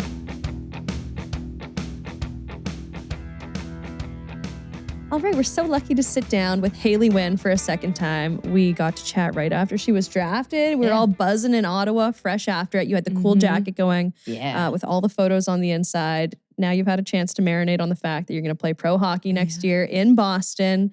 What's the summer been like? I know it's been really busy with about a million different training blocks. Yeah, definitely busy. I think I thought it was going to be like very boring. I mean, I've still obviously had a lot of time, an extended off season, but I thought it was going to be a lot more like chill and stuff. Definitely been busy, but I think it's good, obviously, with the training blocks and with things like this, and got to go to Boston for a few days to explore and just visiting some family and friends. So I know November will come quickly, but I'm definitely very excited to get going. How was that first training block with the national program that you all had? It was good. It was in August, so it's just like awkward timing, obviously, with everything. Right.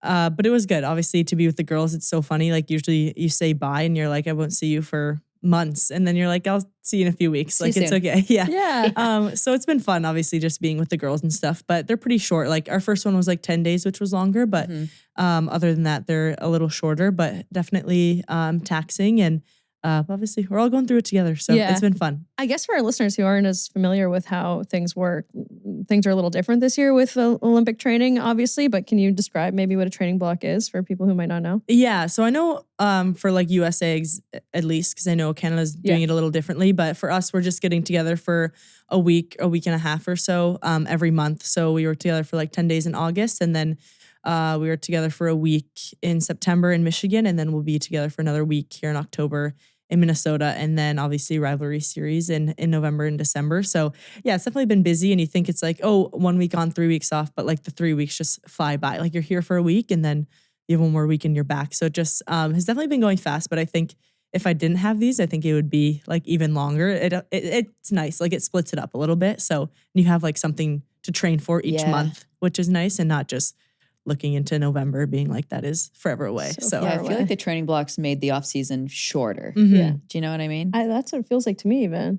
Because the off season, and I didn't have to move my butt. Yeah, so. it made it go quicker, at least I think, for sure. Yeah, 100%.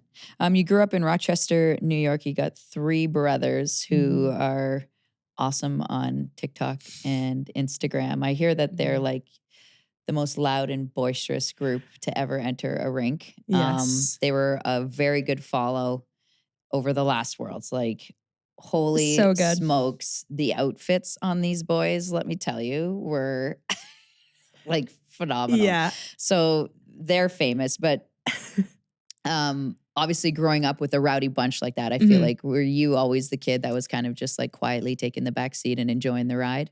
Yeah, I think I was definitely, I wouldn't say like punching bag is the wrong word, but they definitely made me who I am today. Yeah, like they were definitely hard on me, but they're the most supportive, obviously, brothers ever. And I feel like they, like in Utica, you must talk about the Utica video where they're like, where they're running down the hall. Yeah. That's where I became familiar with the Winn brothers. They were famous in Utica. Like the TSN cameras literally couldn't stay away from your brothers. It's amazing. And like, it's been cool because my first Worlds was in Brampton, so they all got to go to that, and then Utica, and they all got to go to that, and even one of them went to Czech. So it's just so cool to have them there. And yeah, the camera always seems to find them like in Brampton. Maybe it was because like, obviously there wasn't like, it was mostly Canadians, and there was just like a USA group, but like everybody was just like texting my family like, oh my gosh, you're always on TV. My mom's like, I have to like smile during the anthem because I look miserable when they were just like standing there. So yeah, it's been awesome, and I know they're super excited for this new journey as well, but they have definitely made me who I am, and very grateful for that. So. Yeah, we both have like brother-like people. We're both sister. We both have one sister though. I can't even imagine what it's like growing up with 3 older brothers. Like did you feel so protected? Like, did you really feel like you had a security team? You could do whatever you want. I was going to say, you could do whatever you wanted because no one was causing trouble with you. Like, you're the youngest of all of them, right? Except date anyone, probably. That phase of life probably was not fun. Did you say dating? Yeah. So, yeah. Well, the youngest and the only girl. So I was like, I could do no wrong. Not that I don't think I pushed my limits very much at all. No, opportunity missed. Yes, seriously. But like still, and I mean, I went to like prep school, like Selects Academy in grade 9. So like went through that. And obviously my brothers also went to prep school when I was like younger. So we had like that time apart kind of. But yeah, I didn't bring my first boy home, my current boyfriend home until college. And he's like my first relationship ever. So that was like interesting. Even for like How my did dad. It go? Like, was he, did he know what he was walking into? I'm nervous for him thinking about it. I know, poor guy. Yeah. Like the first time they met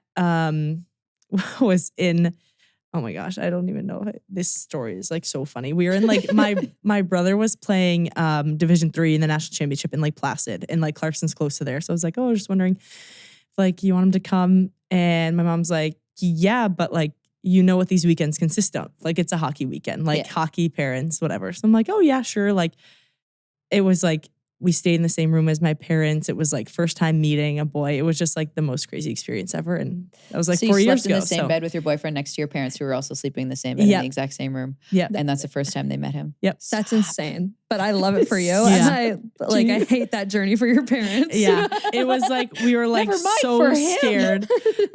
So the fact that he's still around. There would have been a pillow wall between you. No, there was. Okay. There was. Stop. Yeah. We were like, I don't know what to do. I was like, one of us should just like sleep on the floor at this point because this is like to go. Yeah. So he does play hockey though. So I think that helped like with my brothers, you know, just having like something in common and stuff. Yeah. But yeah, it was definitely, I wasn't looking forward to it, but I was a little nervous for him. That's a major one to have to break after being the little sister for so many years and like kidding. Their whole life probably being dedicated to keeping boys away from you. Yes. Yeah. Oh yeah. Hey guys, you know what I mean? Oh my God. Yeah. It's so good. Your dad was known for making rinks in your backyard and stuff. So like, were you the go-to goalie? I did ask for street hockey pads one year. I do have street hockey pads, but there's 4 of us. So like it was 2-on-2. Okay. We were, yeah. So I wasn't always like the shooter, which was nice. Yeah. But it was always like me and my oldest brother against the 2 middle ones. And there's like videos that we watch back. It's like, we're just like burying each other into the snow banks. And I'm like trying to like compete out there. But yeah, it was so fun. The snowbank boards? Yeah. Those are the best. They are, and they get hard too. Yeah. Get a little water on those. Yeah. I love that. Good stuff. You're a multi-sport athlete. I feel like most elite athletes are, or elite hockey players, whatever. Any person that is elite in their respective sport often is really good at playing a lot of different things for yourself. Lacrosse was another interest of yours. How long did you dabble in lacrosse? Yeah, dabbled through like end of elementary school, middle school. So once I went to like high school, grade 9, I kind of stopped with everything. But there were some girls that continued. It was just like hard at a prep school, obviously. In hockey season, it's just like all year. So you miss like the first half of any season. But yeah, so I played lacrosse through middle school. Definitely enjoyed that. Was it field or box? Field. Nice. I feel like they don't play box down in the United States. I know, I always ask that and I always feel dumb after. Yeah. But in Canada, it's the opposite. We play box. Yeah, that's what I've heard. Yeah. I think. Is there actually like no box lacrosse down in the States? There is, but I don't know if there's any box female lacrosse. Right. But I don't. Right. I don't know if there's box female lacrosse here even. I think most girls just play with boys, or is that really dumb? I would be making so much stuff up if I commented on that. I know. I'm actually lying right now. I don't know, guys, if you're listening. Please tell me if you play box lacrosse. And I know lots of girls play box lacrosse, but the girls that I know always played with boys. So I hope there's a league going. That's a fun sport. Yeah, it is fun. Wicked. And the hand-eye is crazy. Like even throwing a lacrosse ball around, like I pick it up and I try to play with my boyfriend a bit, and I'm like, oh my God, what am I, a baby little monkey? Like I can't believe this. Yeah. How unathletic I feel. Yeah. Let alone running full tilt with people like straight up just trying to slash you as hard as they can. Like watching men lacrosse, that's scary. Like men's lacrosse is so scary. The slashing is insane. I don't know what a penalty is. I don't know. Well, even playing like women's lacrosse, I really didn't even know the rules, but you can't really touch anybody. Thank you for saying that. You're gonna meet. Thank you for saying that, because I've been feeling that way, and I think a lot of people have been feeling that way. You made it safe for us to feel that way. Do what I can. You're gonna meet Charlotte North because she's a big fan of the Fleet, and she came on. She actually did a thing with Hannah Bilko when Bilko was still in Boston, where they were trying each other's sports. She is wild. Yeah, I would love to see you do a thing Sab H with her. Obviously, it's like, I'm assuming it's like riding a bike because you obviously have the fundamentals, but what she does is completely insane, and it's just like so much respect. Yeah. A lot of great athletes also play music, some type of instrument. Were you in a drum line or did you play percussion as a kid? I did. I played percussion in middle school, but I was really bad. Well, Why? I was like, okay, but I got like most improved in 7th or 8th grade, which means I was It's like. never the trophy you want. They hand you that one and you're like, oh, it was like that. Can you drum us a little something? Do you Sure, still let me have see it if I in can ya? like do. I was like decent at this. It was like the bells and stuff when you actually had to like read music. Right. Okay. Like I can read like a, just when you do it, but I Yeah. can't read like A, B, F, Right. G, you know? Yeah. Actual sheet music. Yes. Is it in an awkward position? A little bit. I don't know what to play. I like used to be able to like do a drum roll. Oh, that's pretty good. Yeah. That's pretty good. Thanks. Producer Jackie We should is start a the episode musician that and she way. approves. Wow. Yeah. Nice. Okay. Yeah. Do it one more time. Okay. Haley Winn. Haley Winn, everybody. She'll be here all week. Oh my gosh. Yeah. That's impressive. Yeah. We were like, I think it was like you had to be in chorus or play an instrument. And I was like, I Stop. can't read music, so I have to play the drums. Nice. So Chorus as in like singing. You had to Yeah. sing. yeah. And I like would love to be a good singer, but Well, I heard you sing Roxanne one time. oh my gosh, in Nashville. Karaoke. Yeah. How'd that, is that your go-to karaoke song? Was I sing with my mom or my Someone brother? was up there with you. It was either my mom or my brother. Yeah. I guess it's I think it was more their go-to. Okay.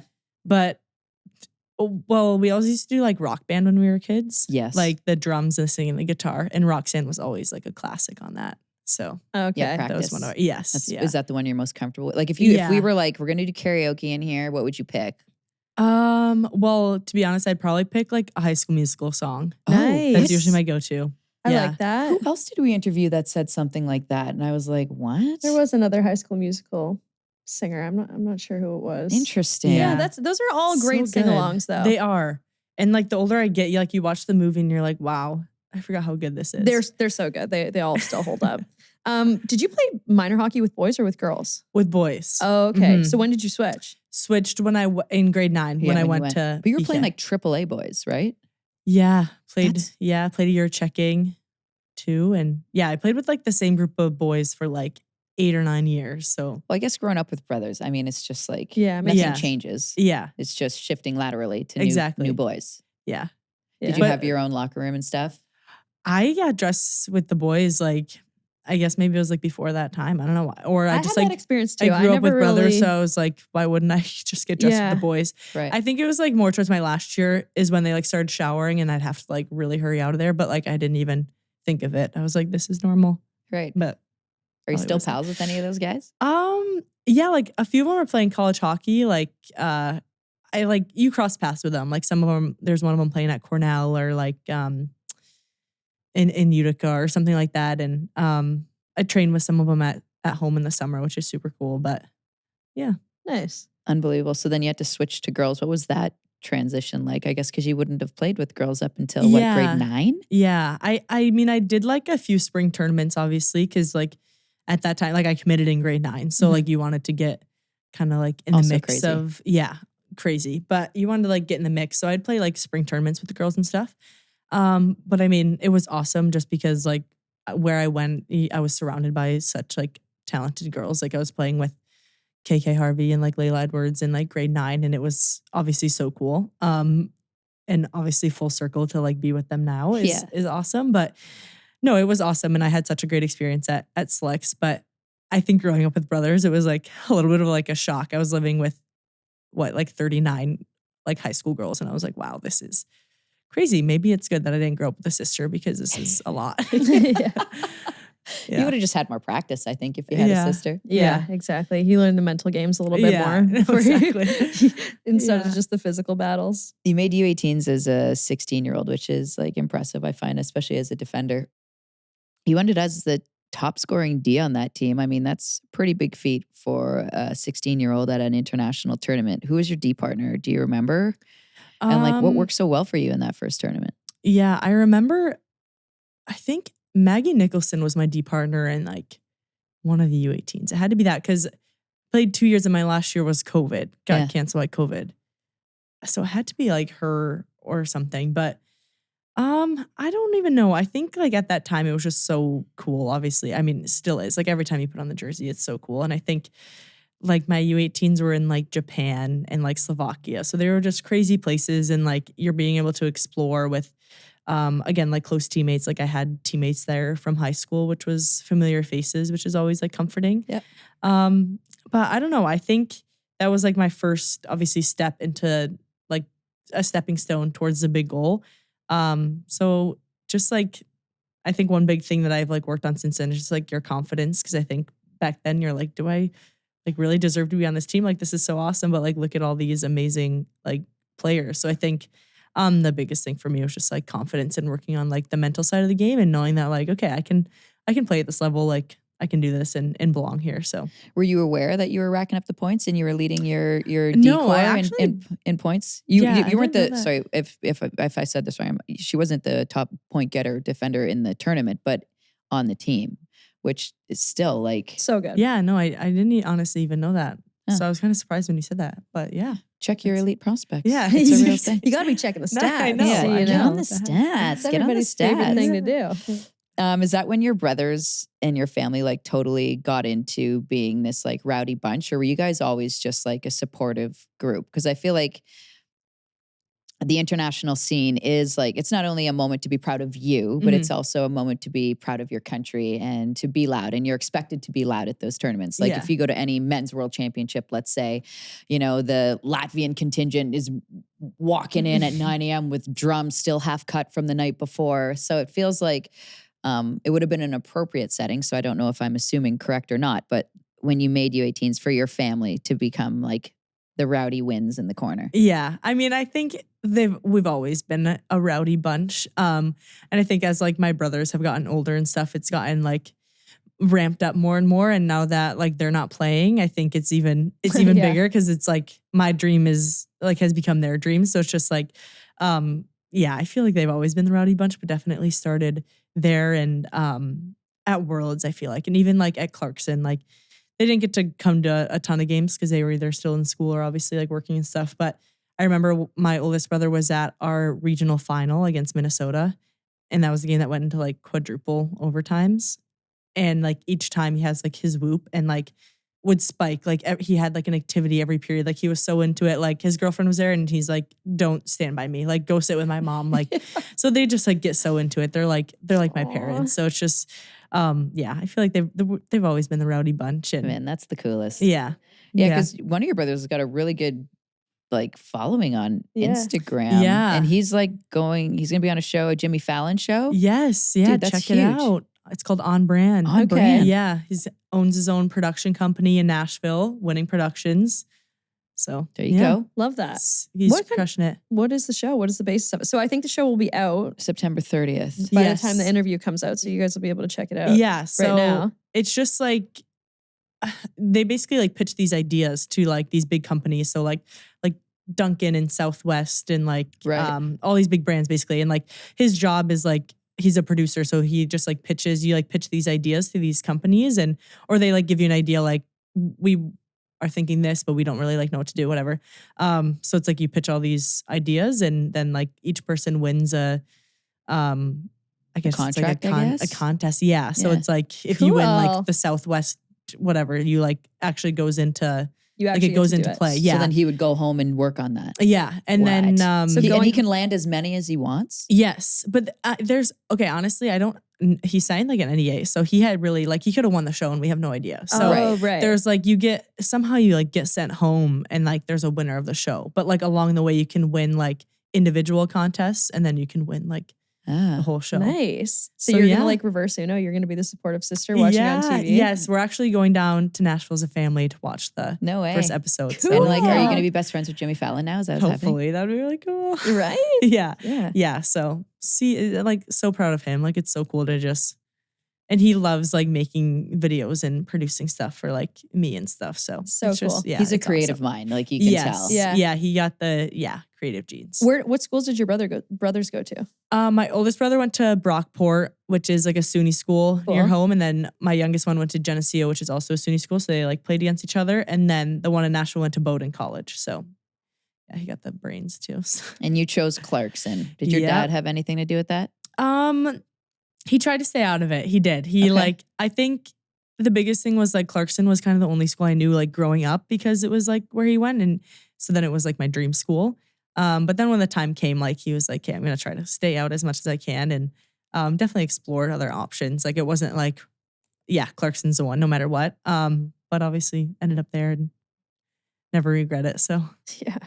There's no way he stayed out of it. He was probably like leaving his jacket out, his Letterman jacket out on the counter. I'm sure if there's like a few schools that I went to, he would have been pretty Did you upset, see others? Like, were you serious about others or were you kind of like Clarkson right since grade 9? No, I was definitely serious. Like my top 2, I was like, it was like a tough decision, I think. Who were they? It was actually Clarkson and Colgate. Oh, wow. Oh, interesting. Yeah. It was a close one. But was everyone after you? Like, I feel like everyone would have been after you.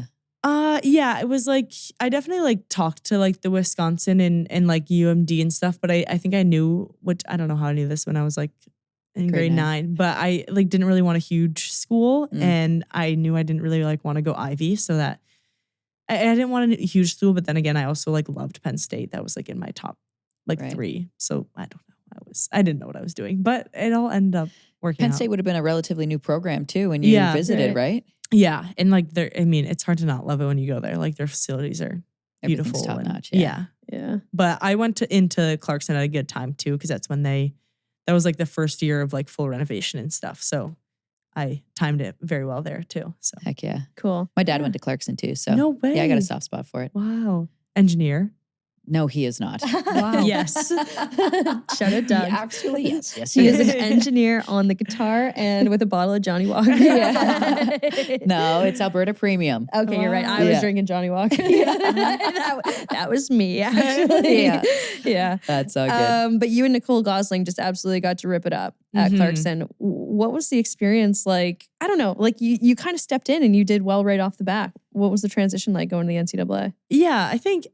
I don't know. I'm very grateful, obviously, like Matt Drozer's amazing coach. And it doesn't matter like what age you are, what grade you're in, whatever, like there's no seniority there. So I was just very fortunate to be able to like have that opportunity as a freshman, obviously, to make a difference and make an impact. And I think like my freshman year, we had a pretty small roster. So it was like you kind of, if you were on the roster, like you were going to get some ice time. Obviously that grew with like 5th years and stuff.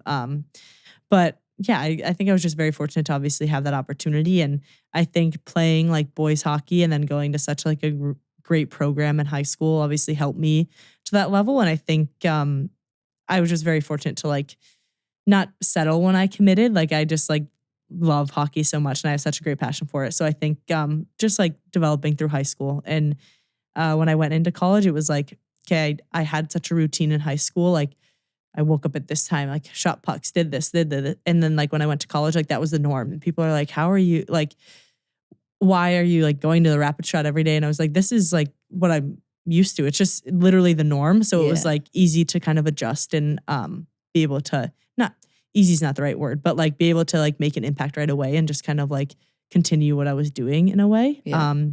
It wasn't like a huge culture shock. So that's the thing with athletes is we're so routine based.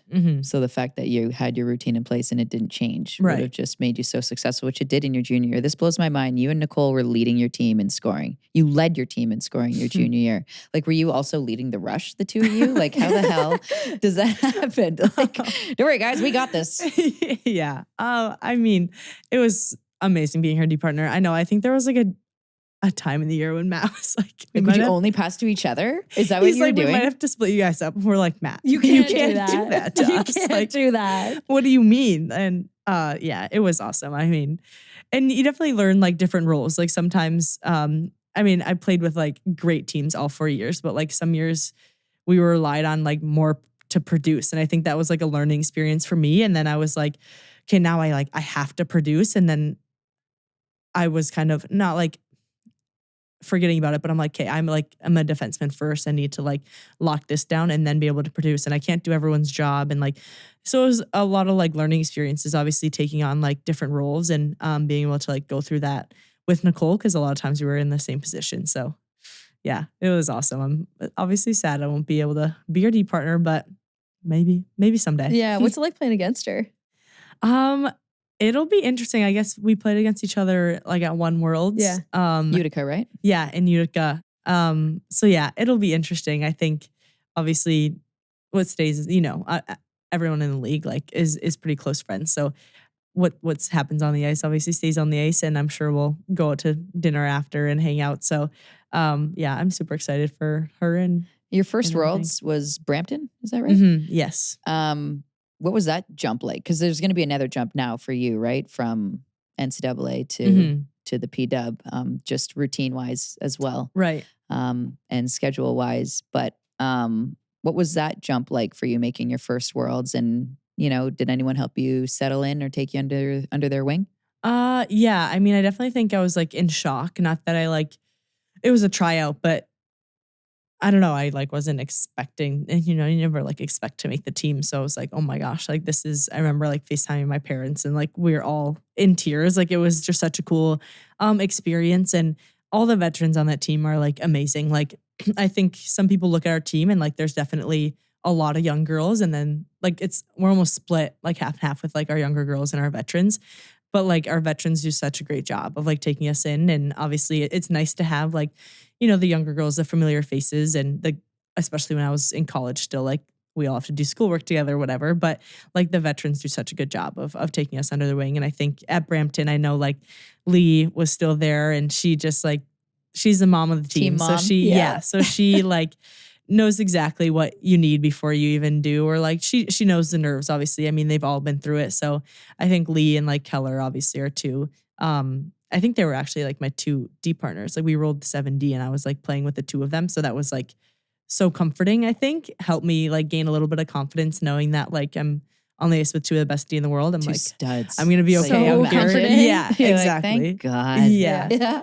And then, having Aaron behind me, I'm like, all right, I'm fine out here. Yeah. Like, Yeah. And then things you are pretty win. good. Like you win on Canadian soil. Yeah. Like it was in that fashion. Do you remember that? It was insane. It was Hillary like Knight. 3-4 unanswered goals. Niter had a hattie. yeah, there was like a few 5-on-3s. Yeah. It was like nuts. It was kind of weird. Like the ending. yeah. Yeah, it felt kind of weird. And then obviously like all the air's out of the building exactly the way that you guys want for the last little bit. Like it was a weird ending, but what do you remember about your first gold with that team? I don't really even remember like much of like my shifts during the game. No, I remember going to the boards really hard with Malte once. Oh, no way. But it was like an icing. I don't even know. But I don't really remember. I just remember like when we scored the empty netter and I'm like, oh my gosh, like this is actually happening. Like this is insane. Because you make the team and like you make the roster and you're like, wow. But then you're like, okay, I have to like now take the a step real back. work Yeah, starts. like you actually, okay, this is like, I had my time to soak it in. Now you actually have to go. And yeah, it was just incredible. Like and having my family there too, obviously kind of close to home. So that was awesome. Coolest. So cool. I'm a firm believer like in adversity and stuff. And I think having the following year be Utica and learning how to lose as well. So what were the lessons out of Utica? I mean, obviously there was a difference between both world championships. So what was the difference, did you feel? Because the games are so close. So close. I think that's the biggest thing. It's like every time, I mean, first of all, it's just so cool to see like women's hockey is growing as a whole. Like even playing against these other countries, it's like a much tighter game. Like in Czech, our semifinal game against Czech was like Crazy. Really good game, Yeah. really close game. And like obviously in the moment you're like, this sucks. But it's like it's so cool to see that, they're closing the gap a little bit, which is so cool.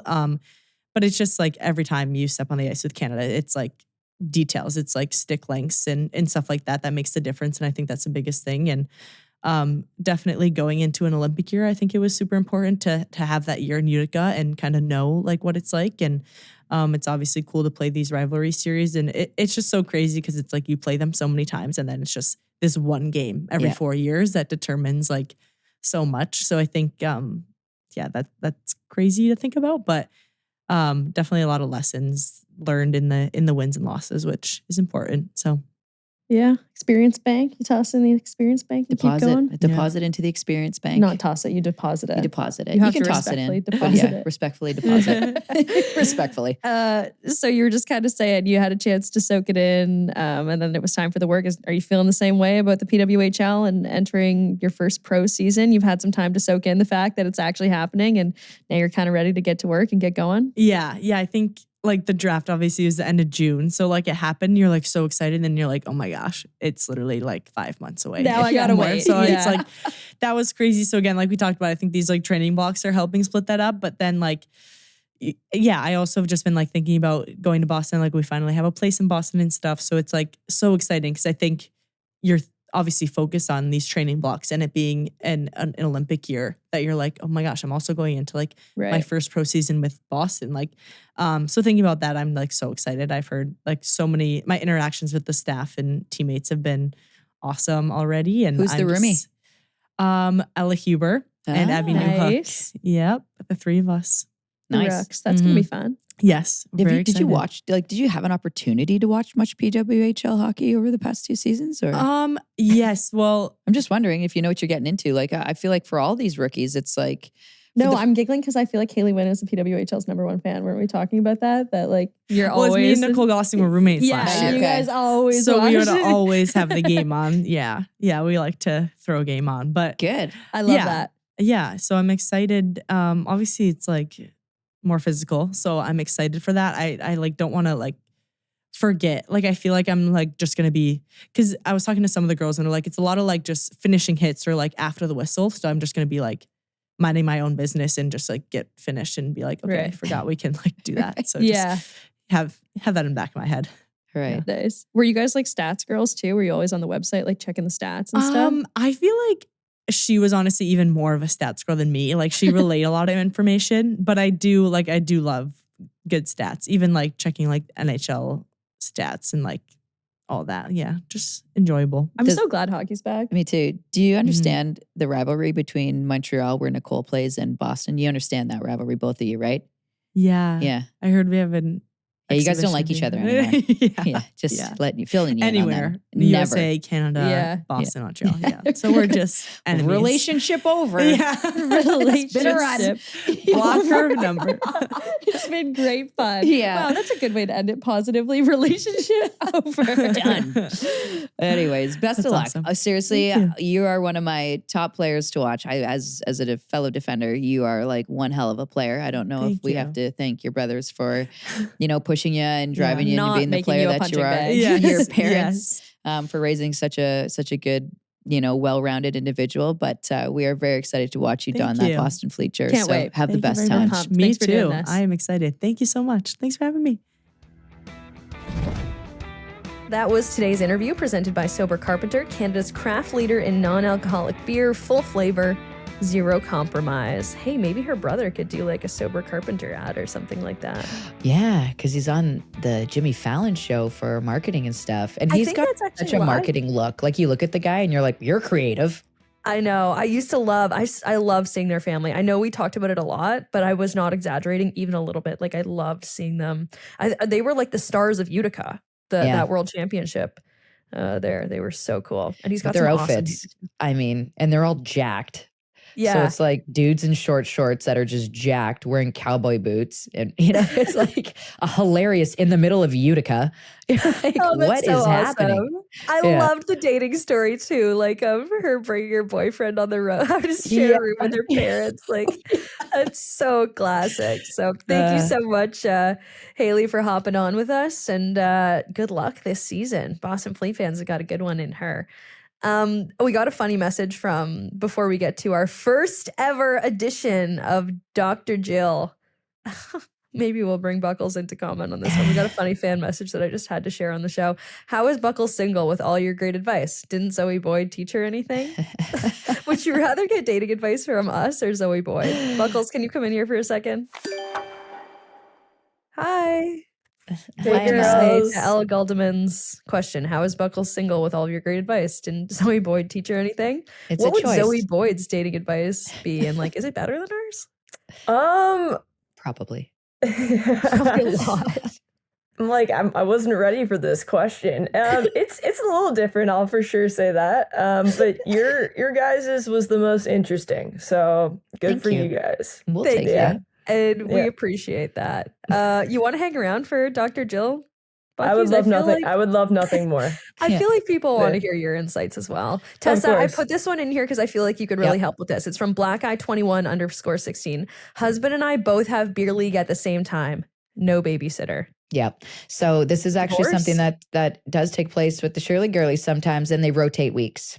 Oh. So you end up being a drop-in. So you're not paying full bore for a season and only playing half the games. You just drop in when you can. You can't just you can't just sit the baby on the bench? Well, like Sammy Jo Small, when our games are at 9, she actually brings her daughter, Nice. Kenzie. And Kenzie is our biggest cheerleader. And we have dance-offs across the ice all the time. Aww. And she brings, what did she bring? Was it a blanket last time? I forget, but she's got her iPad. Like she's so, you want to talk about a creative kid. Sammy's daughter, Kenzie, is incredibly creative. How old is she? Like how old can you start dishing your kids at the rink when you're playing? She's in grade 4, right? 4 or 5? Oh, that's barely babysitter. She looks like a mini scout right? up there. Yeah, it's hilarious. And she's got her iPad. I'm always like, design us new logos. Like I'm trying to get her really going on the merch for Shirley Girlies. Anyways, you swap. Yeah, you swap half and half. And look, they're saying they don't have babysitters and they both have beer league. Dude's beer league sometimes starts at 11 at night. Yeah, that's true. That's true. Right? I have a hard time believing they line up. I believe in you, Black Eye 21, although I know it's a struggle. So I'm an advocate for babies on the bench, but Tessa thinks you go back and forth. I think both can work. It's too late. You don't want to worry about your kid. They're swearing and stories that they shouldn't I'm looking hear. at Buckles, and I just know that Buckles would hold a baby on the bench. I don't see any problems here. Just leave them in the locker room. I don't Buckles know. Like, asked maybe Buckles asked to take our children last game, and everyone was like, "Please, here's a sign-up sheet. You know, how many do you want?" I would love nothing more to be reading with Annie, reading the manuals, reading my Cryo Glow, Shark Beauty, user guide. Annie's. You gotta toss in the photo. We gotta toss in the photo of her in that stance reading the manual upside down. That's her favorite. That's so good. She keeps her page. Okay, I like this one too. Piedmont Joey. I gave it kind of a French accent. I don't know why. Minnesota Frost fan, thinking of becoming a Vancouver fan because of all my favorite players. What do we think? Can you jump ship after 2 chips? And you know what? We've done a lot of hyping up the rivalry between Seattle and Boston with how many of their players they nabbed. But I don't know if we've done enough hyping of the Minnesota-Vancouver beef that will probably exist because of how many of their players they stole. But do we support jumping ship for a new team? So much beef. Yes, I do. Because as soon as growing up, I was a Dougie Gilmour fan. He was the only reason why I cheered for the Toronto Maple Leafs. When Dougie was done, I was like, I'm out. I guess I'm out. I guess I'm a Colorado Avalanche fan because I loved Peter Forsberg. Nice. So I cheered for the Avalanche and they won a cup. And I was like, what a trade. You know what I mean? Great pick, Tess. Way to go. Okay, so Tess is living proof. Like maybe you should abandon the team that you like. Although like the Toronto Maple Leafs and the Minnesota Frost are not exactly on the same. No, because the Frost have won a championship recently. Win. Yeah. You've seen joy recently. So I feel like jumping ship when you've won 2 championships is a little bit cowardly. Jumping ship from the Leafs after like so many years of pain is fair.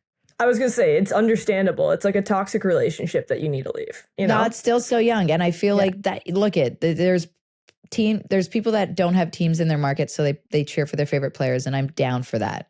Yeah, like, that's true. Think about it. If your favorite player and you're a Toronto fan was Sarah Nurse and you're like, you bought in, like Annie right now is so torn. She doesn't even know what she's doing. Is she a Vancouver fan? Is she a Scepters fan? She's got no idea. But,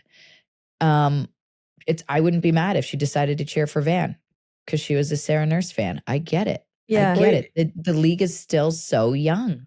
Julia, does that make you a Vancouver fan with your Thunder Bay Cava My girl favorite player, Michaela Cava? Yeah.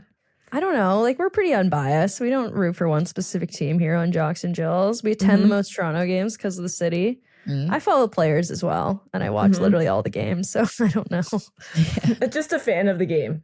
I'm just a fan of the game. Yeah. Okay. Cool. Joey, we're thinking of you, dude. I feel like there's going to be a lot of people in Joey's position this season, so just buy more jerseys. Dude, their top 3 defenders are gone to Vancouver. Yeah. I get it, man. Yeah, we get it, Joey. Okay. This one is a bit sad. Ian Labrador, Ottawa might lose its team. That's all they wrote? That's all they wrote. Period. Wait. Ottawa might lose the team, period. All right. Yeah. Well, is I that a just want to be statement? emotionally coached through that, I think. And you know what? Honestly, I need to be emotionally coached through that. Like Amy said, all options are on the table. I have a hard time picturing this team leaving Ottawa with how loved it is, Ian. So I think everything's going to be okay there. I think they're going to find a solution. Here's my deal. Okay. Everyone that works at the PWHL carries a heavy load. There's a lot of people that work, every single person that works in this league is doing a lot more than what their job title describes because they love this league and they know the importance of it and they want nothing more than for this league to be successful and for these fans to have access to these games and these players, right? Yep. So they are constantly problem solving on the spot and they always make things work. Sometimes there's compromise, but for the most part, we all know the vision and we want to keep growing and that's the road we head down. So if the Ottawa government wants to be proactive and showing their young female athletes in their community that they back them and they believe in them in this league and what this league has done for their community, then they will find a way to solve a problem. They're not going to point fingers and gaslight and do all that stuff. They're going to sit down at the table in good business form and find a solution, a good business solution, and solve this problem with everyone at the league because that's all the league wants. Jana and Amy weren't there to point fingers. They're there to let's figure this out. Can we figure this out together?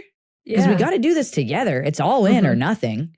Exactly. Right? They're looking for compromise. They're looking to make it work. No, they love Ottawa. We all do. I was going to say, Charge fans, you got nothing to worry about. We'll figure it out. Well, you got to still be loud, Charge fans. And all fans. All fans. We all got to be yelling. And we'll leave you with that for the weekend, guys. That is our first edition of Dr. Jill. So remember, we do Dr. Jill on Fridays. Send us your hockey problems, life problems, anything that you want Tessa, I, and sometimes if you're super lucky, Buckles advice on. You could text or call us 1-929-542-2442 or email us jocksinjills@thepwhl.com. You could DM us at jocksinjills across social media on TikTok, X, Instagram. You could find us on the PWHL's YouTube page. Make sure you subscribe there and on Spotify, Apple, wherever you get your podcasts. Happy Halloween, guys. Everyone be safe tonight. Yeah, go Blue Jays. Go Jays. I'm so tired. I've been keeping this candle floating with my powers. That's why I've been kind of weird this episode. Like that's probably why I'm getting a little bit mentally tired because I've been keeping these candles floating for the whole episode. You are ridiculous. Nerd. That's it. This episode is over. Goodbye, everyone. Happy Halloween. Go Blue Jays. Love you guys.